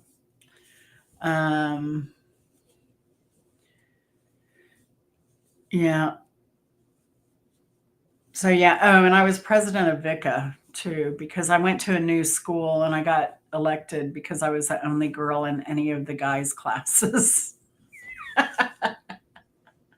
So all the guys elected me president of VICA, Vocational Industrial Club. So it was all the, it was drafting, woodworking, shop, mechanic. Yeah, that class kind of encompassed that. So I'm a big advocate too for technical schools. And I think you can do just as well financially going to tech school as you can to college. So I'm just grateful I never incurred a lot of student debt because that's what I would have had still probably with student debt because I would have probably struggled a little bit. Anyway, so does anyone else have any questions that I didn't cover? I didn't look at questions too much. I wanted to get through the initial and go through that. Yeah, right, Bopak. You can get a book and study. Like Chris, he wanted to get his MCSE, right? Chris, I think it was his MCSE, and even though he had gotten his college degree, but he was in work, and so he gets free education. He took the class. He was like, "Oh, this is terrible." So he just came home. He bought 3 books. He went through all 3 books, did all the practice lessons, and he got his certifications there. He hadn't kept up with them, but he did get through that. Did you get your what else did you just get the MCSE certification? I forget. And I did coding way back when. What did I take? Pascal? I think I did. I didn't take it. I just learned on the job. And back then you had to do like your own if files were corrupt, you would have to go in and manually like do all this math and try and find the corrupt. I can't even think of the terminology now. Was it the corrupt node, the corrupt bit, the corrupt whatever? And then you'd have to omit it and like add and like it craziness. But yeah, I never kept up with coding. Mm-hmm. Are you recertifying Bopak or getting new ones? Oh yeah, your Cisco certification. Yeah, your CCNA, MCSE, Cisco. Addie, I'm sure your pets love you as much as we do. I would lick your face.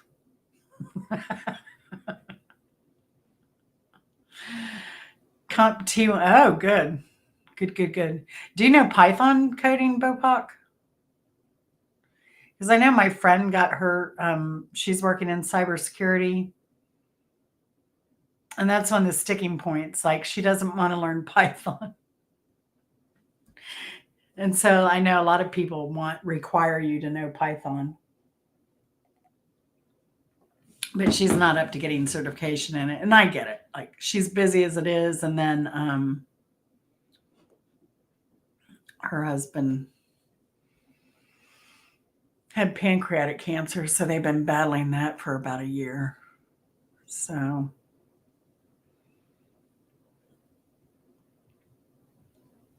yeah, C++. plus plus. Yeah. I know somebody who got a film degree and then they got into Ruby Rails, and now she goes around speaking. Like, she wasn't in it long. Like, it seems like she got her Ruby Rails and then she was like a Ruby Rails expert, and she's going around all these conferences and is a speaker and all kinds of stuff. Crazy. Or he, I guess I should say he now. So, yeah. But I like programming. I mean, to me, it's like a game. And now you can learn programming through what? Khan Academy teaches programming for free. I like Khan Academy. So, is that it? No other questions? I'm grateful. Thankful. No. Y'all have been really cool. I appreciate it. I appreciate it. So, yeah, and I appreciate just all of you in general. Did you ask your dad something if you could do something? He said no, but you did it anyways. No, because my dad was what I needed. He was so strict on me. So, um, and I needed that at the time because I went from an environment where my mother was like, "Oh, marry somebody rich." She was trying to set me up with 30-year-old millionaires and or doctors or whatever. And guys twice my age trying to get me married off. And then my dad was like, "Oh no, I'm gonna be independent." Um, but he required for me to make A's and B's, and he required that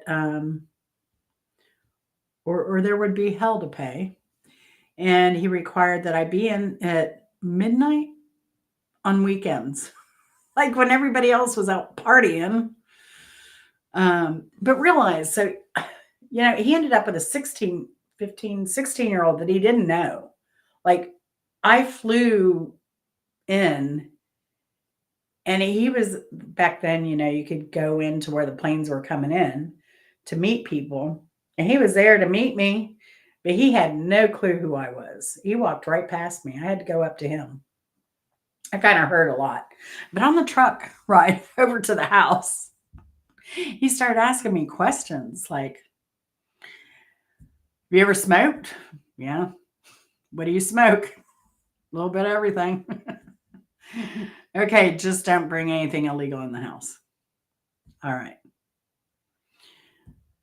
He said, "Do you drink?" I was like, "Yep."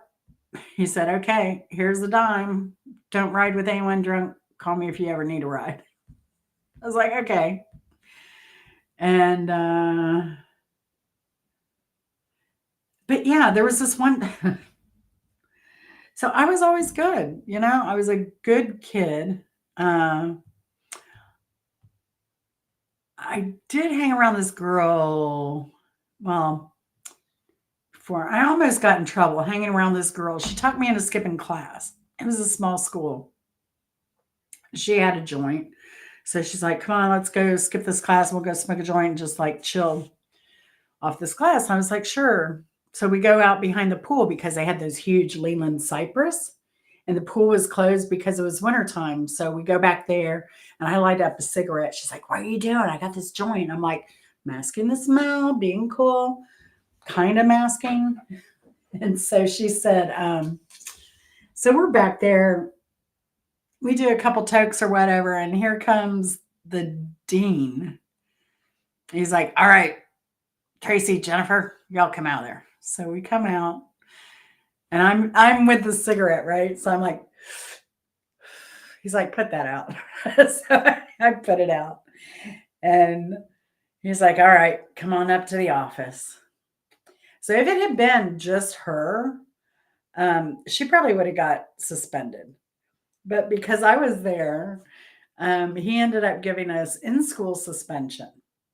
But part of in school suspension was having to sit at their table during lunch with the administrators. So I'm sitting there next to Bodner, old man Bodner.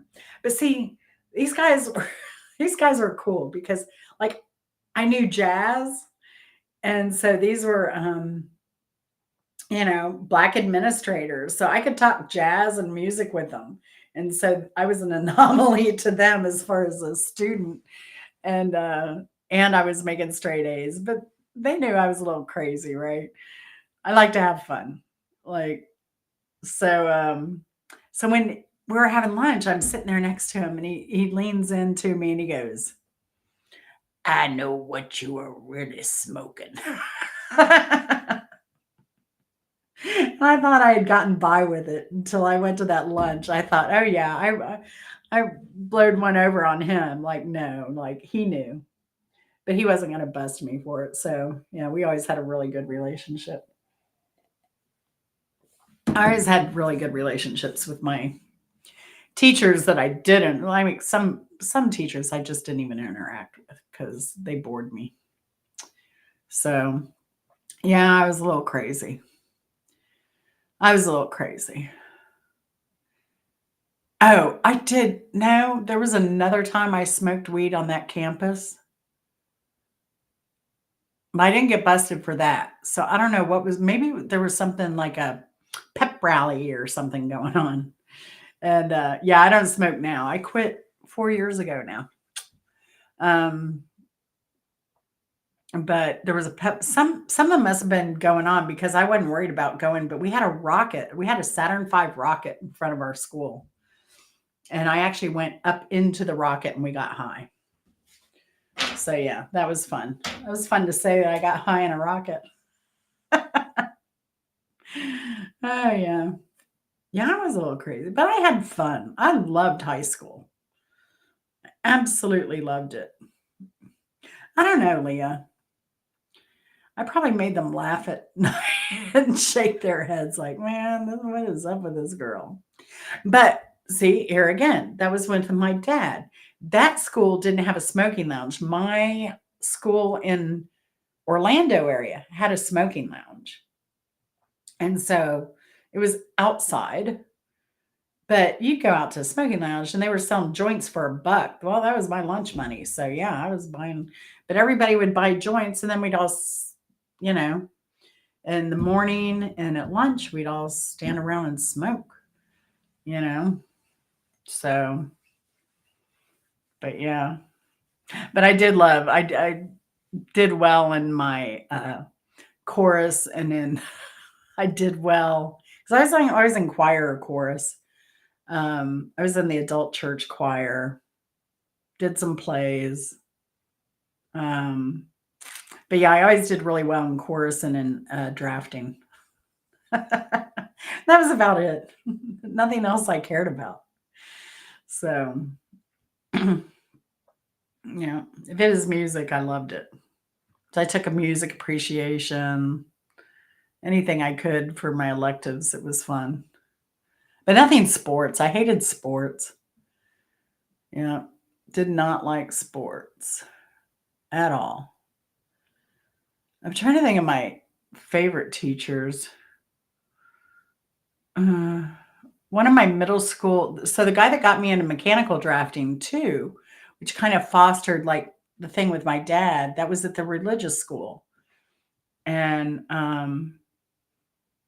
when he would teach Bible class, he would call him Old Man Nebi instead of Nebuchadnezzar. So he was always funny, but he had a good sense of humor, and he was a good teacher where he would keep your interest going. Um, but those were so few and far between. And actually, I will say that this girl, LA wasn't the first time she left home. I left home the beginning of ninth grade. I told my mom that I did not want to. I said, this is the school I want to go to. It's out of state. I can work to pay my tuition. And I want to go here. She said, bye. So I left then too. That was the first time I left home. But I never ran away from home. And then was a time living with my dad too. Like I said, I didn't have to lie to him or to get away because like if I kept my grades up. So one of my friends, she was an honor student. In fact, she's like a millionaire now. She did something for NASA and like sold the company and I don't know. She's done a million things since. But she was an honor student and her sister was over at UCF, University Central Florida, Tampa. And she said, "Hey, you want to go visit my sister for the weekend over in Tampa and have a girls' weekend? Because her roommates are going to be out of town." I was like, "Oh, sure. Let me see if I can." My dad surprisingly was like, "Sure. You know, when are you coming home?" And I said, "Well, I don't know." I said, "I kind of want to go to." So I was thinking about taking the bus from Tampa to Orlando and staying with my boyfriend, and then coming having him bring me home. He's like, "Sure, go ahead." So then the girl that got the troublemaker that got busted with me out by the pool smoking a joint, she um she said, "Oh, I want to go too." We're like, "Okay, we'll ask your mom and sure, you can go with us." Well, so we get to Tampa, we're all ready for our girls' night. Had we gone out yet? I think we had gone out. And we came back home and we went to this place where they had all you could drink. You pay the entrance fee to get into the club, and it was how old was I? 16. And you sangria and 7 Up all night long was free. As much as you could drink. So we drank a ton of sangria and 7 Up. So we were pretty lit by the time we get back. And when we get back, we start getting phone calls to her sister's apartment because this was all before cell phones. And it was all before cell phones. And she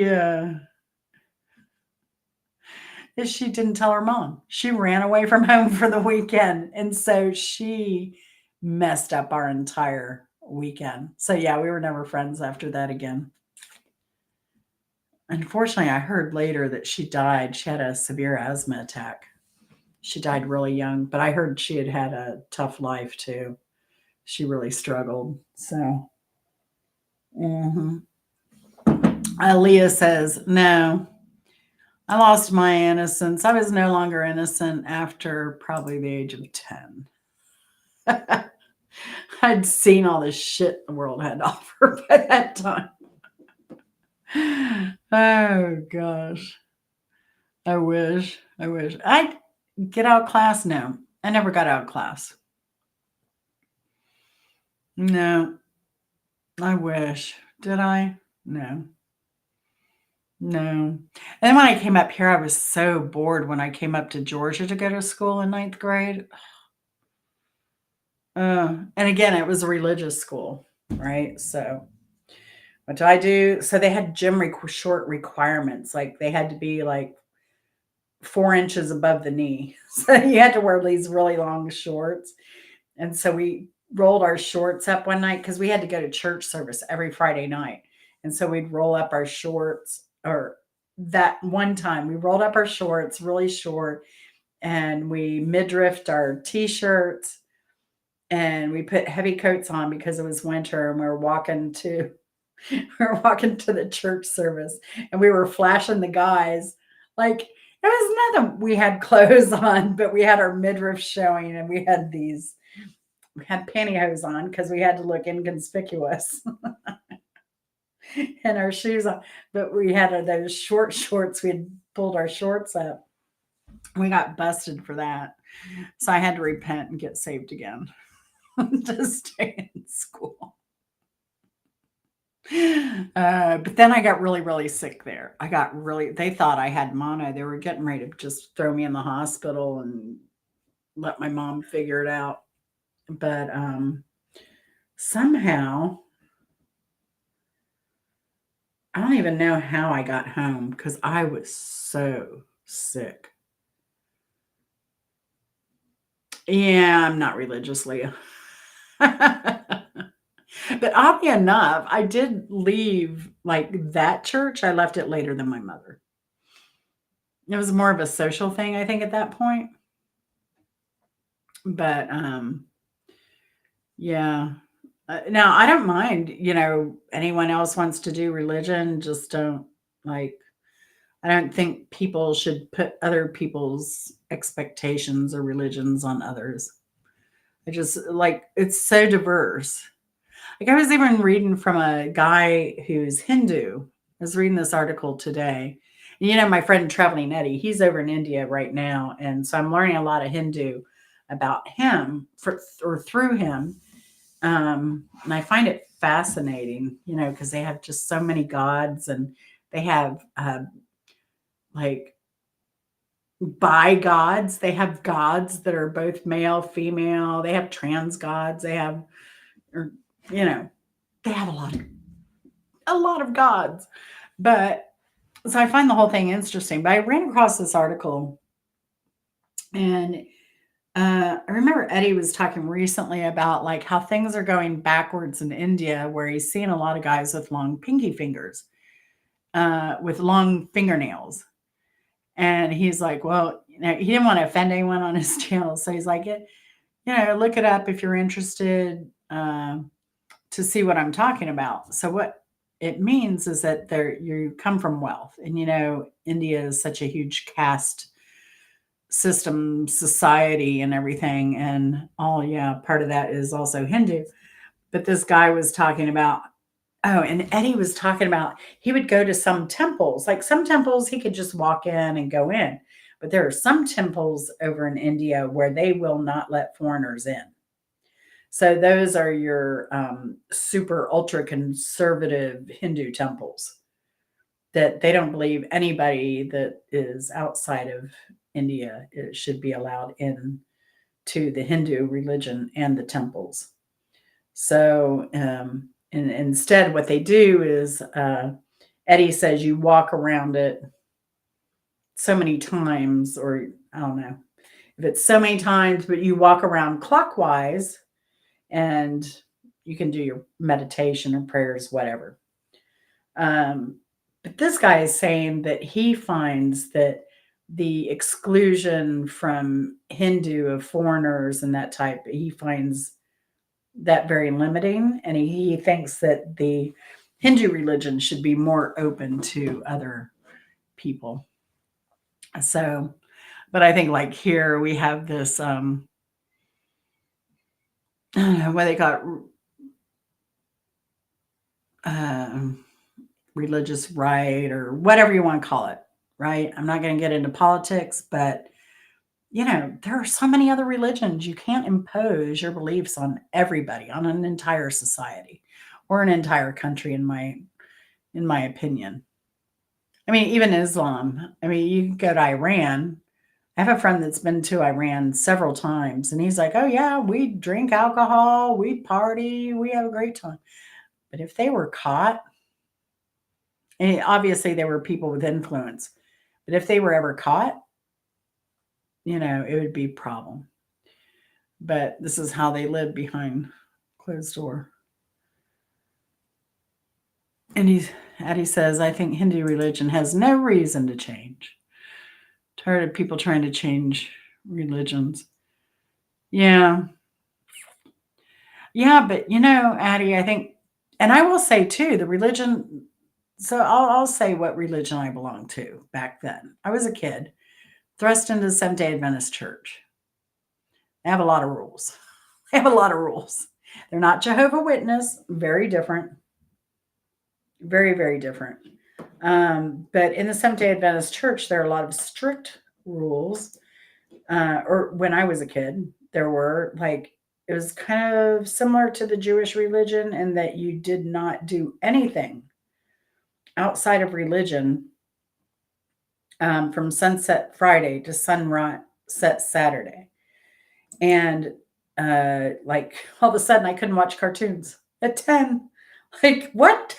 What are you talking about? I hate this religion. Couldn't eat. And then eating sugar was looked down upon, pork, meat of any kind, really. We became poor vegetarians, which is why I got fat. Being a poor vegetarian is very difficult. You eat a lot of potatoes and a lot of A lot of pasta. Um, what else? No makeup, no jewelry, no dancing, no laughter, no fun. No. I mean, you had to learn survival skills. So they had their own like Boy Scout, Girl Scout type thing, but it was mixed and you earned badges and all the stuff, soap carving, all that stuff. And, uh, but a lot of it was based on learning survival skills because people are going to come to kill you. Yeah. So that puts a lot. That puts a lot into a head of a kid, you know. So, and then they're all very mm, in my opinion, looking back and reading what I've learned about cults is they are very cultish, much like the Mormon church, I would say. Because everything you do is, if you've ever been to Florida, there are a lot of some day Adventist, the Advent church hospitals.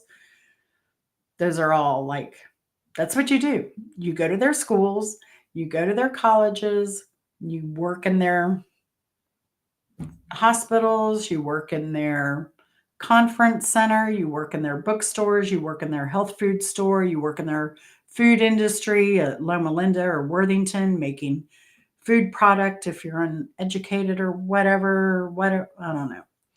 And so it was very limiting, very limiting. Persepolis, yes, I've heard. I've not seen the movie. I've heard. I've heard of it, but I've not seen it. Leah says, I grew up in Church of Christ, lots of fire and brimstone, right? Yeah. Now we were allowed musical instruments, thank goodness, because that was my outlet was music. Um, but the fire and brimstone, yeah. And not only that, like should I get into this? Do I want to go there?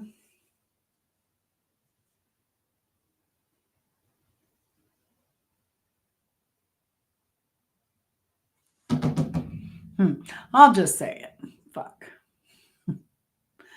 No, but I was essayed by a youth minister there. I was friends with his daughter. And so, but even so, this is how messed up the whole religion thing is to me. Is and coming from a super like fire brimstone type thing. So here I am. I'm like a kid. Like I'm hearing about Jezebels and no sex before marriage, like you will not enter the gates of heaven, blah blah blah. And the 10 commandments, oh my god, coveting another person's spouse or whatever. There was no coveting going on from me. Believe me. Believe me, no coveting going on there. I was friends with his daughter, right? But you hear all this stuff. So I never told anyone, nobody, ever, nada, nothing. How old was I then? We couldn't determine. I actually met with a sheriff to report him because I saw where he had been arrested and released. And he was arrested for SA. And I'm like, what the heck is going on? Like, I couldn't understand it. Like, why isn't he in jail? Like, finally they got him. Like, and this is all within the last how long has it been? Maybe 15, 16, 17 years. So I met with the sheriff down there. He took a statement, everything. I was hoping the guy could get arrested again. But the problem is we couldn't remember our ages back then. That was a problem. It was so long ago. Otherwise, the guy would be in jail. But I was fortunate to finally find his daughter. And I was just like, and we hadn't spoken since then because, like, So my mother's mental state wasn't very stable. And so I couldn't go and tell her that this had happened because A, I would have gone to hell. I would have been Jezebel, all that stuff. Right. And then, like in my child head. Right. And she was stressed out enough. Like, I didn't want to put any more stress on her. And I didn't want to be accused. I didn't want to be the Jezebel. I didn't want to be the one going to hell. And so, yeah, I kind of kept that in for many years. In fact, I did not tell my mother until I think I was 18. And we were on the interstate. We were on the B line in Florida, 528 B line. And she beat the shit out of me and threw me out on the interstate. When I told her. Because I figured, oh, I'm safe now. I'm an adult. I'm going to be cool. No, she beat the shit out of me. And then we didn't talk for, I don't know, years, probably. Hmm. But my dad didn't know till much later. But he was very, very supportive.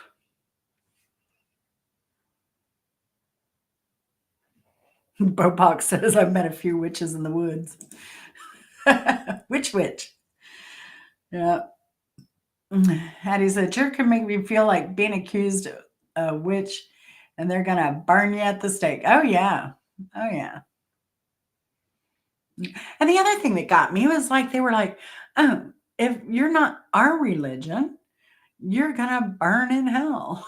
And I'm thinking, my grandparents are the sweetest, most innocent people ever. Why would they ever burn in hell? You know? Oh, and this is the other thing about that church was like, there was always this thing, and I don't know if I got it wrong or if they've just changed it, but it was like, only 144,000 people will get into heaven. And I'm like, what? Like, how could that be? Like, but as I grew older, because I remember there in my father's house, there are many mansions, and I'm like, okay, so if this place heaven exists, right? And I've got to be good, like, I want to say, because of that, I will say morally, I've been a pretty good person. I'd like to say how I've had my fun. I've had my fun. But morally, I'd say, all in all, it did teach me a lot about being a good person. However, now I'm a good person without guilt. I have been liberated. Uh, and what else was I going to say there? But I think, yeah, I think it's just very hard. And I think getting kids involved in it when they don't understand everything, um, it can be detrimental to your kids' well being, I think.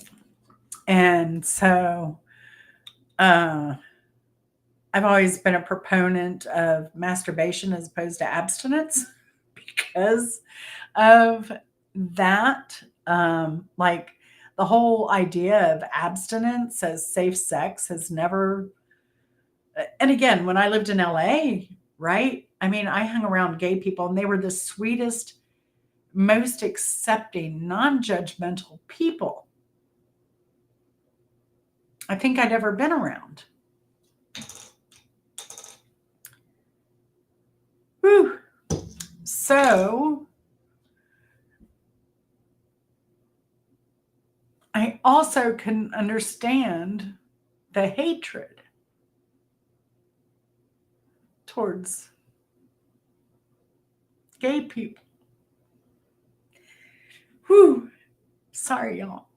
And I lost a lot of friends back in the 80s because of AIDS. And it pisses me off. Uh, because I think religion, I look at what they teach in schools for sex ed, and it's so lame. You know, it pisses me off. Like Atlanta has ridiculously high numbers of syphilis and AIDS. And I mean, it's terrible. But are they giving out condoms anywhere? No. They want to shut down Planned Parenthood, who, thank God, like my dad, again, being liberal. I remember coming home, I was like, oh gosh, 15, 16. This is like the stark differences in parenting that I experienced was like, I come home and I see a note. It says, talk to Jennifer about BCP. And I'm like, BCP, BCP, BCP. I'm like, oh shit, my dad's going to have a sex talk with me. He's going to talk to me about birth control. Like, what the heck is going on here? And so, yeah, he was like, you young lady, you are going on the pill. Now, I will take you to plant. I mean, he didn't know what I was into or if I was. He didn't care. He was like, you're going on the pill. That's how it is. Like, I will take you to Planned Parenthood or you can go yourself, you know? And I was like, yeah, I think I got this one, Dad. Thanks. I appreciate it. So, yeah, right, Bopak. I lost so many friends to AIDS.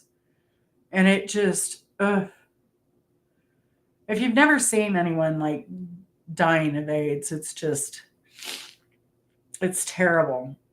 And then you can get like this cancer all over your face, and you're just, uh, it's terrible. And then we have Aid Atlanta here that um, helps subsidize um, medication. But I had another friend who was HIV positive, and he was so reckless. And he would go on medication, he would go off medication, and you can't do that when you have AIDS, you know. So that's probably going to shorten his life quite a bit. But it just angers me that this healthcare is not available for people freely. It angers me that we don't do better in education. Um, and uh, I'm not a big person to donate to charities. Um, I will here and there, depending on who it is, what it is. But one charity that I do um, that I do give money to is the Trevor Project, and that is a national hotline to for gay children who need help, um, whatever it could be, and trying to get kids off the street whose parents have rejected them. Um, so so I do love the Trevor Project and what they do. I mean, being a homeless kid myself a few times, and an adult, I think a couple times. Yeah, so it is like I said, gay people have always been so warm and loving and accepting. It's like, what's wrong with you know, some of these religions could learn a lot from gay people. Oh yeah, Rita. Yeah, they were. Oh, remember, like, you know, what was it? Who was it? The kid in Indiana, Ryan White. He was the first child to have AIDS, and I remember when somebody touched him, that was like a sensational news story. Like, oh my God, you touched a kid with AIDS. Oh, what are you doing? You know?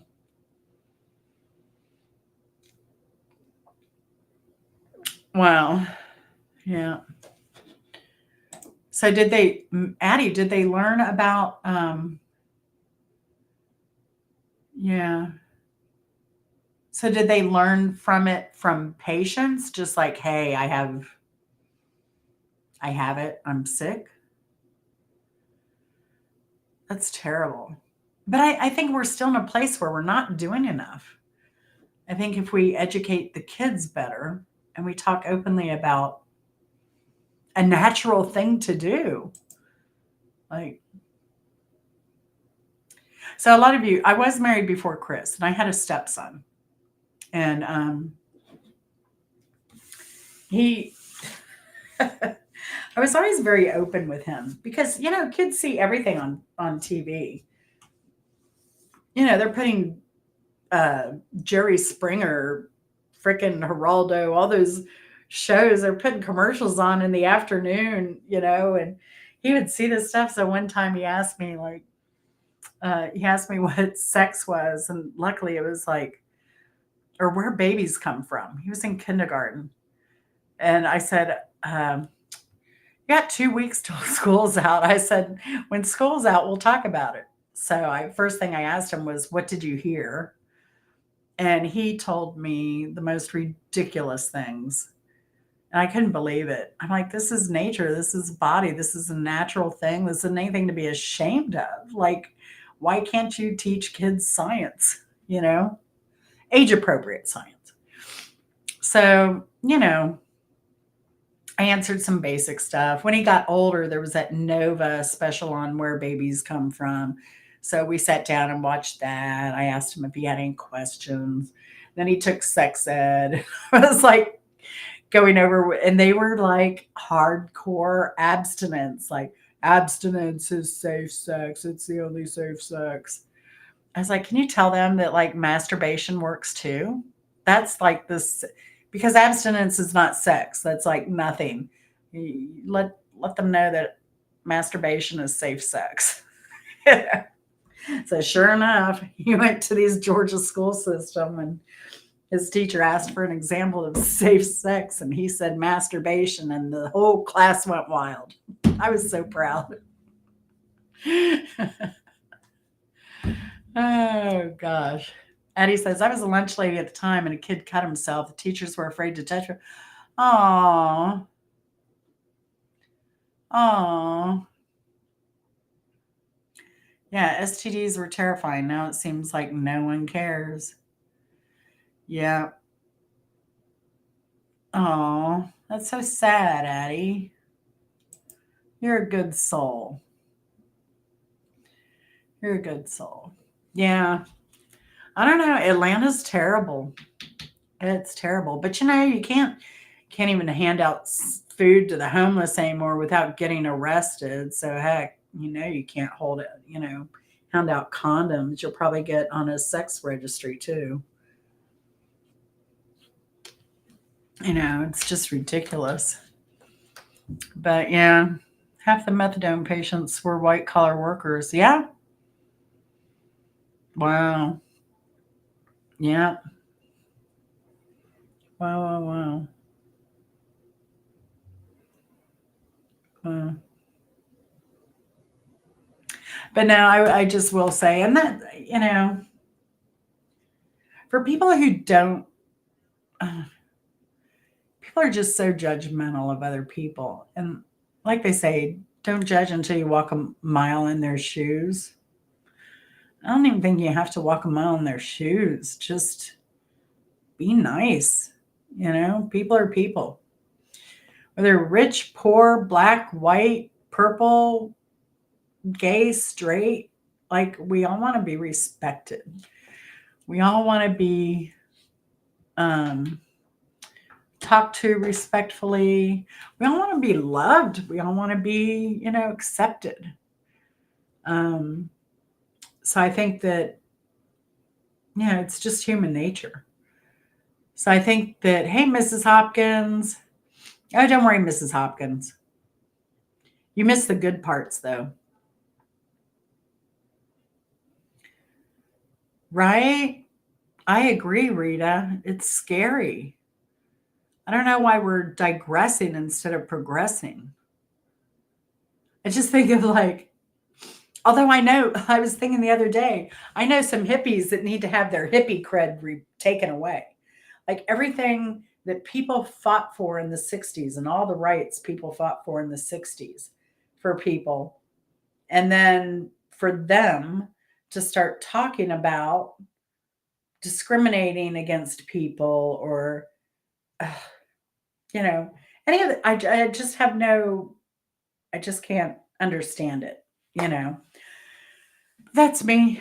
That's me. I just think we should be progressing instead of digressing as humans. Hey, how's it going, Marcel? Good to see you. I hope you've had a great week. I hope you have a great week. I bet the kids are looking forward to spring break coming up soon. So, yeah. Yeah, we have covered a lot of ground. And I even cried mm, a little bit, which I tried not to do. But it's a sensitive subject for me when it comes to just human rights. Teach other each other like a human, you know? What is this that we're going through now? It's sad, you know. But I don't know. And do I regret anything in my life? No. Would I do it all over again? Yes. Would I do anything differently? I wouldn't have the knowledge to do anything differently. You know, I did the best I could. I don't cry often, Addie. Like, it's hard to make me cry. You know, but I guess it was a little cathartic. You know, I just get so angry sometimes. And I try not to be because I know it affects me. And it's worse for me than it is for. I can be angry all day long. It's not going to change the way certain people are. You know, it's just the way it is, unfortunately. You know, so anger doesn't get you anywhere. Negativity doesn't get you anywhere. And that's a lot of thing like with social media, I think, you know, and the way we are. And I said I wasn't going to get political, but I just think the way we are now, like, I don't know. I don't know. I just think the way we are now, I just see a lot of stuff on Twitter. Like I go on Twitter sometimes and I'm just like, okay, I can't do any more of this today. And I will say a lot of people are like minded like me, and I can't even stand them sometimes. Like most days, I'm like, why are you being so childish? Like calling each other names or ridiculing the other person's side, whatever doesn't get you anywhere. Calling out bullshit gets you somewhere. That's productive. Like holding people's feet to the fire, you know. But oh yeah, not me, Addie. Not me. Uh but I do cry in movies. I do. A Beautiful Life. Oh, that movie made me cry because I didn't know what that movie was about. And my dad said, "We got to go see this movie." And we go in there, and I'm like, "Do I laugh? Do I cry?" At the end, I cried. If you haven't seen A Beautiful Life, it won Best Picture the year it did wave. Right, Little Fish. It is intense, but I just don't like that kind of. I don't like conflict like that. Like, be adults. Be adults. You know, or get on meds and then try to be an adult. Something.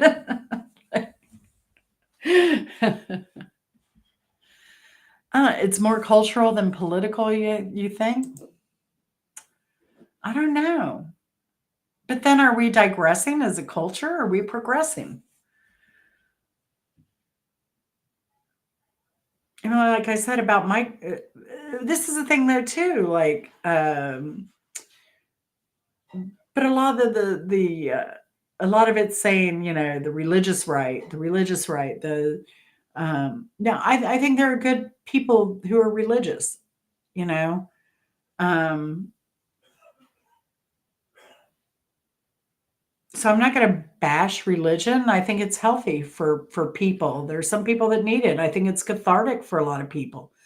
Like, you know, prayer. Like it's kind of like venting, right? You're venting and you let it go. That stress is out there, and then like you can go on with your life. Like you're giving up, right? And I think that's very healthy. Like there's some things you should just give up anyway because it's just not healthy for the spirit, for the person, religious or not, you know. Just negativity and stress will just it'll wear on you as a human. Um, so I don't know where the cultural is coming though from, Bopak, because I see a lot of churches for sale. I see a lot of churches going under. I see a lot of churches that are empty. I know when I went to my grandmother's funeral, she was Presbyterian, beautiful, lovely, stone, huge Presbyterian church, and the windows are all stained glass, and they were made by Tiffany. Beautiful church, beautiful organ, everything. We went in for my grandmother's funeral, and I was used to being a kid and going to Sunday school there and going to the church service and all. No, they had all this radio equipment like in the pews and everything, and the minister's like, yeah, nobody comes. Everybody's dead, he said, or they're so old. Sometimes I go to visit them in the nursing home or their homes, but nobody comes to church anymore, you know. He said, I don't even know how long we'll be able to keep this church going. So I don't know. Yeah, right, little fish. It isn't progressive.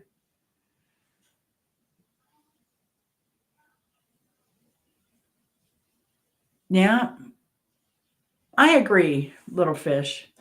I think basics are good. I normally don't talk politics and stuff. I try and stay away from it. This is, um, but yeah, it isn't progression. Yeah, cursive. In fact, it's so funny. You know, when I do my shorts, I liked a fancy cursive font, and then it hit me. I was like, kids don't know how to read this anymore. Like, young adults don't even know how to read cursive anymore. I was just talking to my niece about that. I was like, yeah, I think there's something to be said about the basics, you know? Like even with sports, right? You don't go out there and try and teach them the fancy throws and hook shots and stuff. You learn the basics, you know? You do the drills, you learn the basics. Now they watch internet church and send Bitcoin donations right at it. I think you've got it, Addie. Yeah. Yep, yep, yep. Or they have these mega churches, you know? And that's strange to me too, because they're not even a religion. They're just some church that gets millions of dollars. There's this church up near where Chris worked, and people complained about it taking so long. Like, we're done with God. We want to get home or we want to get to lunch. So they complained about it taking so long to get out of the church parking lot that they actually built a multi-million dollar bridge so that their parishioners could get the hell out of there faster. Oh gosh. Yeah. Yeah, we have some here. Who is that? TD, I think is it not TD Jakes now? Who is the guy that was in Atlanta had the super church and they actually had uh they actually used it for something because it was so secure because they have underground secure entry to the thing. That was that preacher that was accused of molesting those boys. And then he ended up dying early, and I'm pretty sure he died of AIDS. Pretty sure. Rumor is here in Atlanta that he died of AIDS. Mhm. You had to write oh, you had to write a yeah. See, and me being a drafter, like my handwriting's terrible. Because being a drafter, I always wrote in block letters. Addie said I would donate where they preach at the service with rattlesnakes. That would be awesome. Oh, Addie. Sometimes when I go camping way up in the mountains, not way up in the mountains, it's like an hour, 15 minutes from here. I'd listen to coming home on Sunday, I'd turn on some of the religious, like little podunk town churches. Oh my gosh. Yeah, talk about fire and brimstone. Whew. a kid MC at one of my son's high school events had to pass on reading certain handwritten notes from parents to the crowd because he couldn't read cursive. Oh no, that's terrible. That is terrible.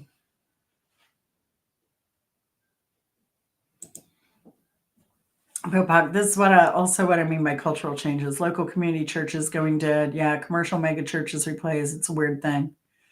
Yeah. Yeah, it is. And I don't get it. Like I liked being part of a smaller community. And even though I went to like the private school I went to wasn't just kids from my church, it was kids from other churches. And then we also had our church summer camp, and we'd go to church summer camp. And like I said, it was very cultish. Everything was, we lived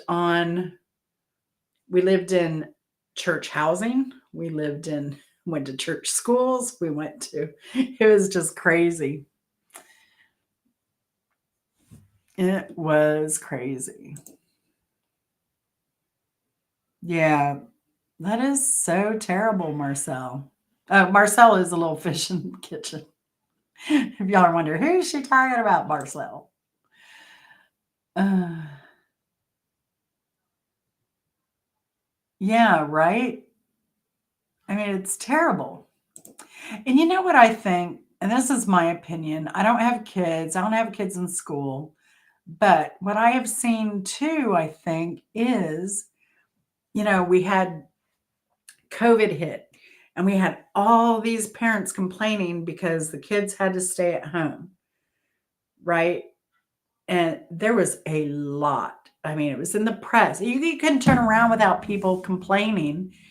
And I don't have a TV. I don't go out in public much. I don't have any local friends or social. I have my family. I have a couple of friends locally, and that's about it. Um, and and my neighbors. But I heard so much about that. So these kids are picking it up. And a lot of parents got very angry at the administrations and administrators, whoever, for, requirements at schools. And so there was all this anger at the schools. So now we're on the book banning thing. So we have more anger at schools. And I think the kids are just like, they're adopting their parents' attitudes, I think, towards education and the system, is what I think, which is a terrible road because then they came out with, like, oh, no, our math scores and reading scores have gone downhill. There's no way that would have happened in my household. Like, my kid probably would have had twice as much work to do not going to school.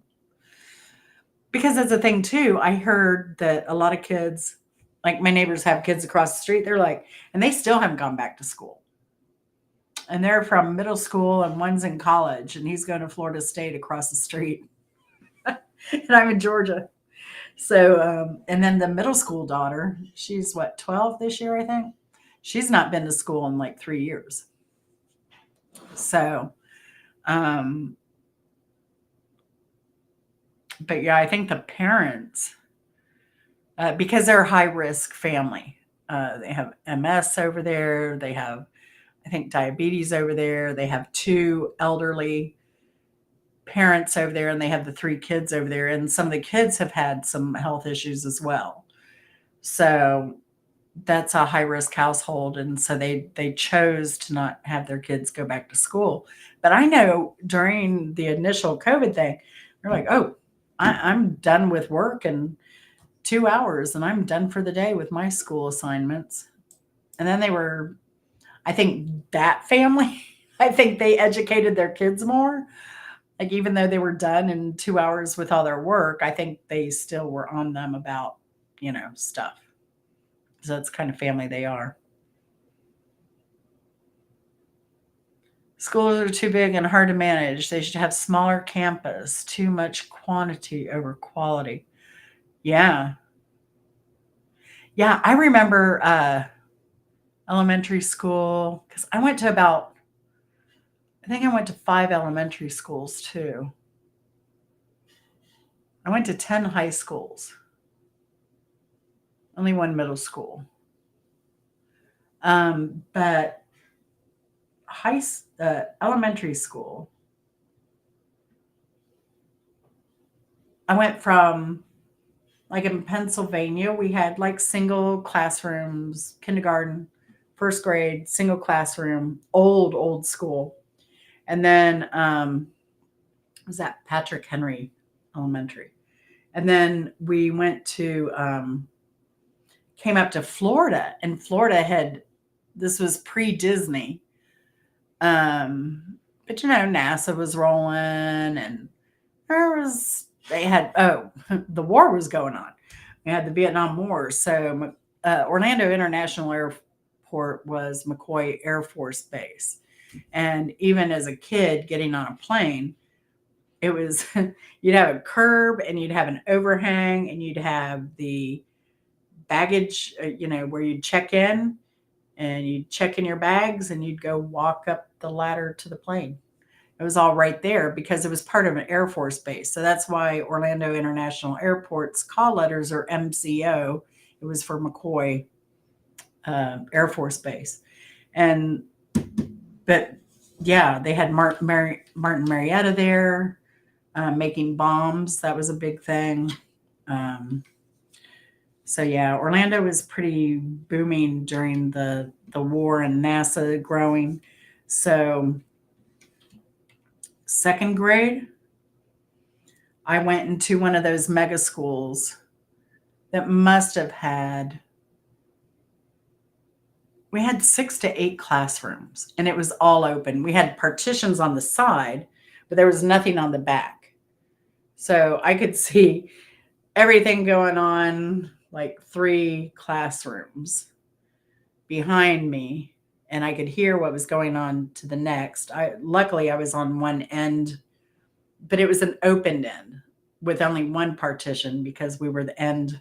So we had the hallway. Everybody was walking up and down. So if you're a kid, and I've wondered if I had ADHD, because I that's where I think my education started kind of going downhill then. Well, no, I had a shitty start. Sorry. Looking back in kindergarten, like I went into kindergarten, I didn't know my letters, I didn't know my numbers, I didn't know my like everything kids know today. I didn't know any of that. And I should have. I should have for certain. 3 different and 3 middle and just 1 high school. Yeah, it's a lot. But yeah, yeah. And my family wasn't in the military. So that's even worse. That's even worse. Yeah, I know. So I have a friend that did homeschool, and her son is now he's a Marine. But let me tell you, he really struggled, I think, socially because of it. Because he is a good kid. He's always been a good kid. Like they lived in the country, and Marcel, I don't know if you do this with your kid, but he would babysit the other family. They lived in Australia half the year, but they had horses and they had a farm. So he was responsible for taking care of the animals over there. And so he would get into his truck at like 13 and go take care of the animals and everything. Just a good kid, very smart.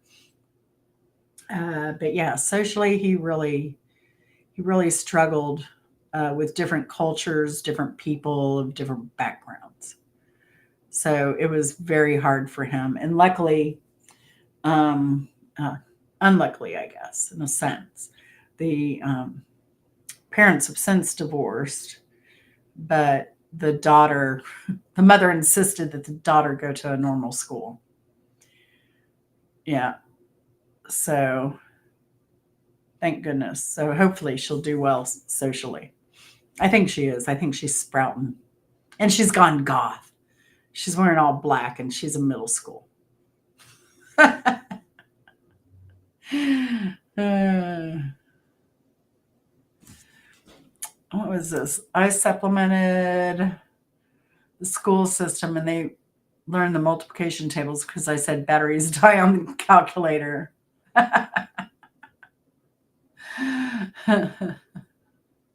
Yeah, they should learn the multiplication tables. Now kids don't even know.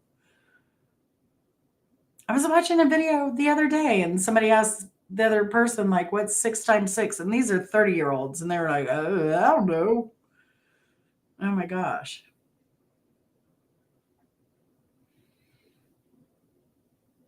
Yeah, critical thinking. Yeah, I was wondering about that, Faye. Thank you. I remember they had like this little metal guy, and he had like nubs, and that's how he learned to count. They had like these metal popsicle looking things, and she'd stick them on the finger. One, two, like how you're supposed to count. Uh huh. Yeah. In the end, we don't have that much control, but at least we can try. Yeah. Well, BOPOC, you do. If this is the thing too, like, so we live on a big property. It has been cold. You know what? We were out of town for a month of December. We have one of those huge water oaks. I think you have them there in Texas too. And am I wrong? Don't the leaves fall on the water oaks? Don't they fall like the end of December or something like that? I'm pretty sure. I'm pretty sure they're the last leaves to fall. But I think when we came home, there were still leaves on it. But since the leaves have fallen down, the problem is it's been cold or it's been raining every weekend. So the city came by to tell me, you need to take care of the stuff in the front of your yard. People are complaining. And I said, well, I think if you go look at the code, I'm on 2 acres. So because I'm on 2 acres, I don't have to do that. He's like, well, I don't know. I'll have to go back and I'll come back tomorrow if that's true. Well, the code is available online. It's called LexisNexis, dude. Like, and this is the thing, like, I have had to educate my city on how to do things so many dang times. Like, I get sick of it. I get so sick of it. And they just do whatever they want to do, but nobody comes to the meetings. So I'm trying to get volunteers to go to the meeting monthly to videotape them, and then we'll upload them onto YouTube, and everybody can see what happens at city meetings. Why? Because they will post city minutes, they will post the agenda, they will not, oh, not the minutes. They do the agenda, and that's it. They will not talk about what they approved, what they didn't approve. Anyway, I get so frustrated. I get so frustrated. I went to one meeting and I talked zoning into not voting for something. Um, Immediately, I said, take it back. Like, they can change the law, but as it's written now, it sucks. And it's putting the city and taxpayers and everybody at liability. And this is what other cities are doing, because I Google and I see what other cities are doing and what they're enacting in a law. And I'll tell you what it was. We have an area and they wanted to allow public drinking and people walking around with alcohol. Stupid. But I was asking for things. I Googled, city ordinance, public alcohol. And other cities are doing this, but there are restrictions. And I was like, can you just put like a Uber, require Uber, and just little things. Require Uber and Lyft numbers to scan at the doors in case people need a ride. And can you make it to where you're not buying alcohol at one? Because this is the deal. They're allowing you to buy alcohol at one location, walk out of the place, and then go into another restaurant and order with that alcohol and order another cocktail. But the problem is, then you end up, if that person gets so drunk and there is a case that they killed somebody or injured or any kind of lawsuit, what you're going to end up doing is pitting business owner against business owner because they're going to be blaming each other for this person's bad choices, right? Because somebody's going to want liability somewhere. So I said, that's not good for business. You know, why would you do that? And what else? I wanted signs saying no alcohol beyond this point, just certain things I brought up. This was in zoning.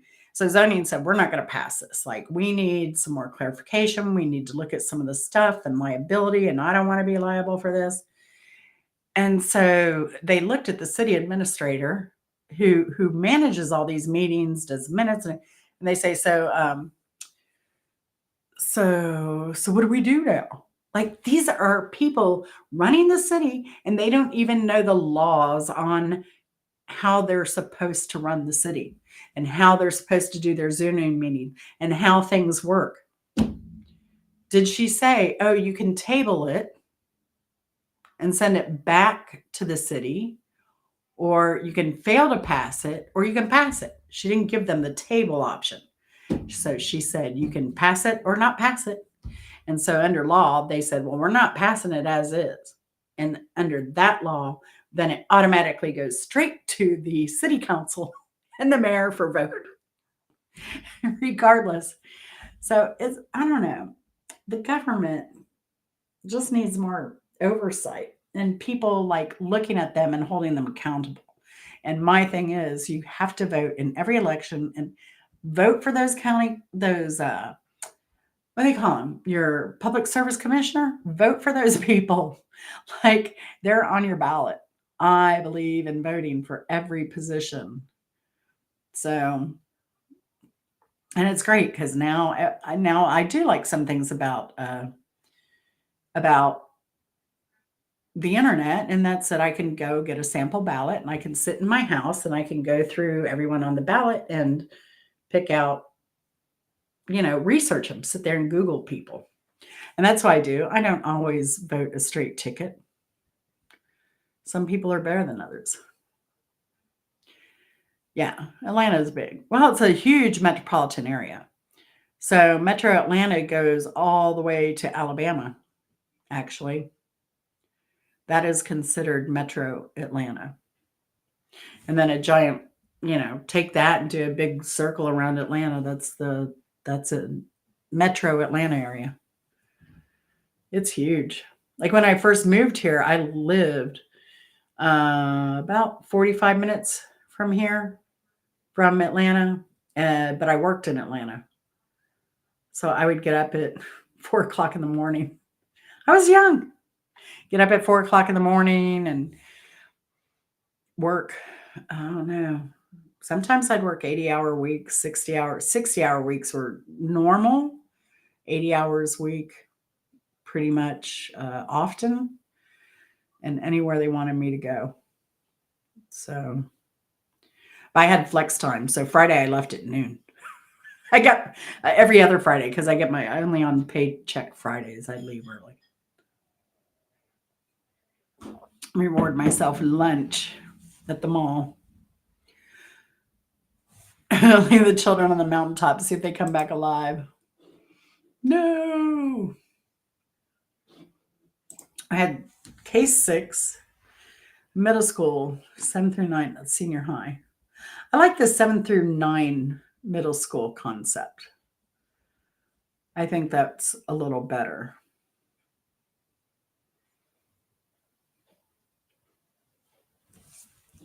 Oh, yeah, I bet you do. Hmm. Yeah. See, now I had to straighten Chris out. Chris thinks Baltimore looks like The Wire. I'm like, no, no, it's like any other city. Hmm.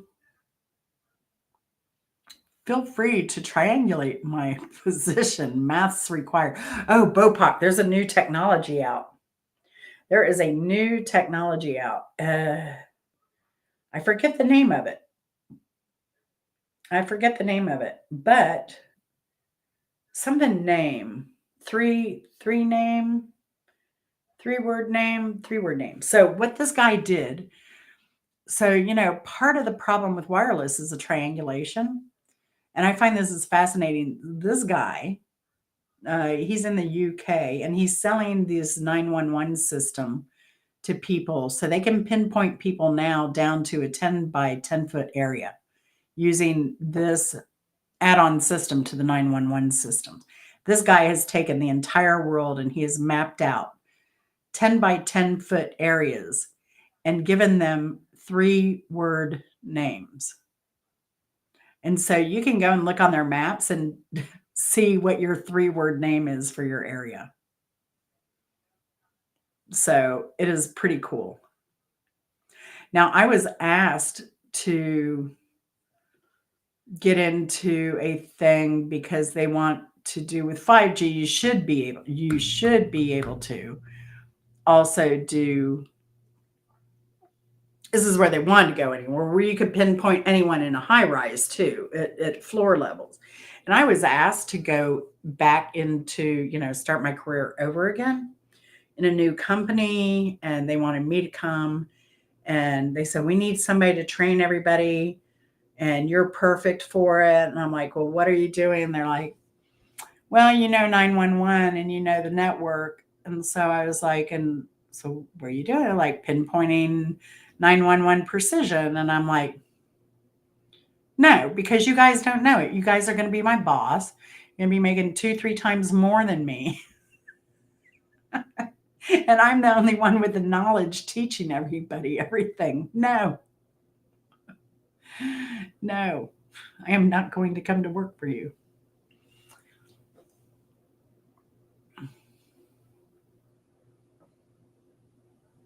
Oh, we'll check it out, Bopak. Very cool. I miss your walks, Bopak. Those were always fun. Except for that one where you found the tampon. That was really gross. In the parking lot. That was so gross. Addie lived in Patterson, New Jersey once for a few years in the early 80s. That was interesting. I bet. We met a school teacher from Patterson in what country were we in? Dominican Republic. No, Costa Rica. They were a fun couple. They had a Greek background. They were a lot of fun. But that was a crazy trip because we're headed down to Costa Rica. We were supposed to pick up people in Florida. Hurricane Florence was coming and they shut down all flights when we were already midair. So we got to our hotel. It was a huge hotel, all inclusive, and there were probably only 50 of us the entire week at the whole hotel. So tours, everything. It was so nice. There were always only 2 or 3 of us, or a little busload of us for any tours. So much fun. But they were a cool couple. All right. Thanks, Bopak. I'll check it out later because I need to go back and check out all the comments, see what all you said. But it is getting late. I did not plan on being here this late. I think I wrote, I have a thing on X where I keep X because Mark, Bimbo, and Mrs. Hopkins and I kind of keep in touch there. I have a thing that includes all of us on DMs. And so I said I was going to be over at 9:30 at the latest. Here's 10:30, almost 11. It's getting late. Oh my gosh, Popak, that's terrible. That is terrible. Ugh, gross. That is so gross. Well, anything. So yeah, I've had a crazy life, Leah. I've had a crazy, crazy life. It has been interesting. I will say that. It has. It's been fun. Like I said, would I take it back? Never. No. I would go through all the bullshit again. And I'd take that $2 million today, though. A simple life, if that answers your question. But yeah, so, but I'm going to close it off. I appreciate y'all being so kind and gentle and loving. And I love y'all. And yeah, any other questions? We'll do it again sometime. So if you ever come up with any other thing, we will do it. So y'all have a good week. Love y'all. Thank you and take care. See you later.